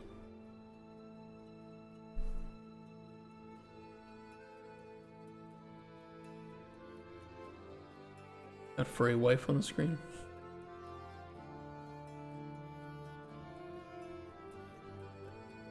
No, I hope it does pick up, because I don't agree with the censoring of mods that don't do really anything wrong, right? It's like the pride flags in Spider-Man, and they banned the mods that changed that, or removed it. I think doing both is silly. I think putting pride flags in the game in weird places is silly, and I think that making mods to remove them is silly, but it's an extreme answer to an extreme problem, right? And I don't think that those mods should be censored. I roll my eyes when I see it because I know what's going behind it, but then it's like, well, okay. It's a flag, move on.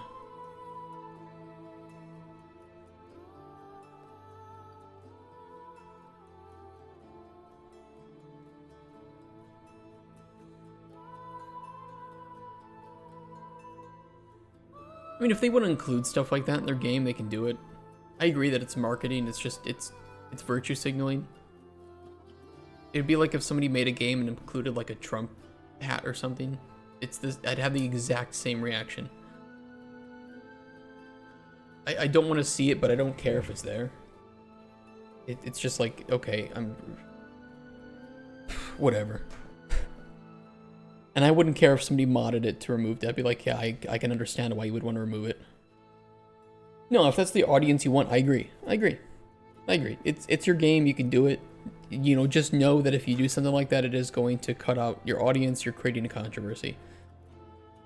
And for what?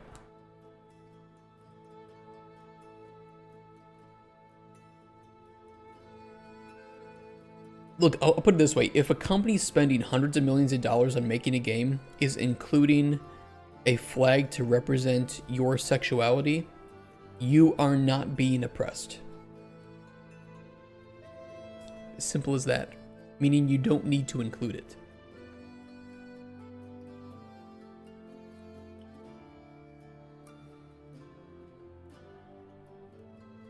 It's an old sim where I grew up on mods which allowed your sims to grill infants and eat them.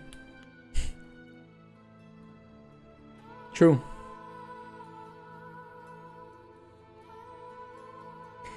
Do we have any other documentation to shore up today?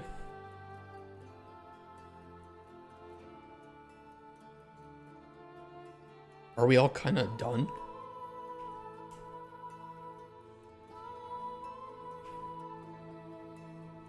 Can anybody think of anything? Pitch deck. Deck budget, milestone plan, GDD, one sheet, one piece.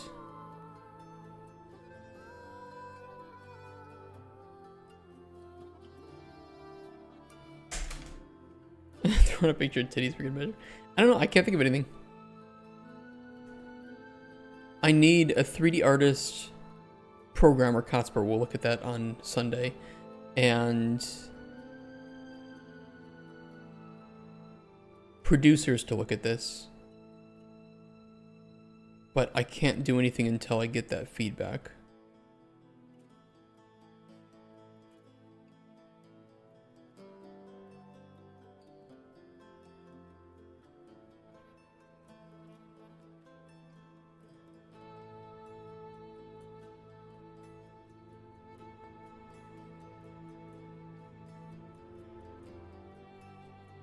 I don't know, I think it's okay.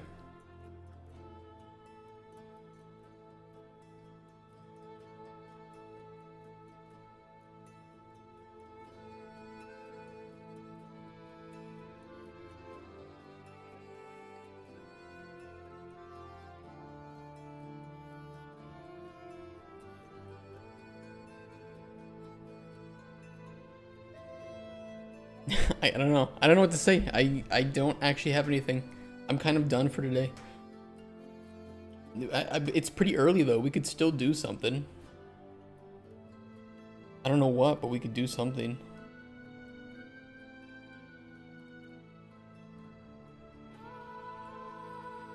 I have to work tomorrow and Sunday, so I'm kind of okay with taking off a little bit earlier today, but we could watch like a Tim Kaine video for old time's sake. That way you guys will have, I'll put up some content on YouTube then tomorrow while I'm gone. And schedule the release.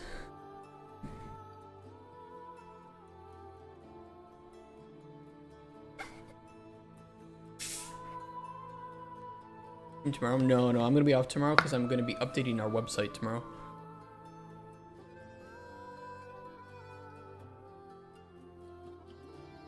I survived there. I'll do a... Well, we can watch some Tim Kaine. Let's do 1 or 2 Tim Kaine videos. Because that's kind of chill. Yeah, I'm off tomorrow because I'm going to be updating the website, and then I'm going to be working Sunday with Kotspur. Hopefully not too long, but we're just going to meet up and chat.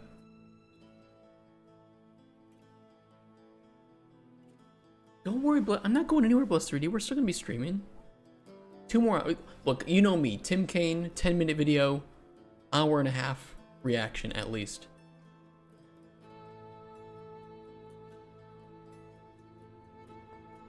That's too soon. I can't watch that. That's a good one to watch, especially because we did the interview with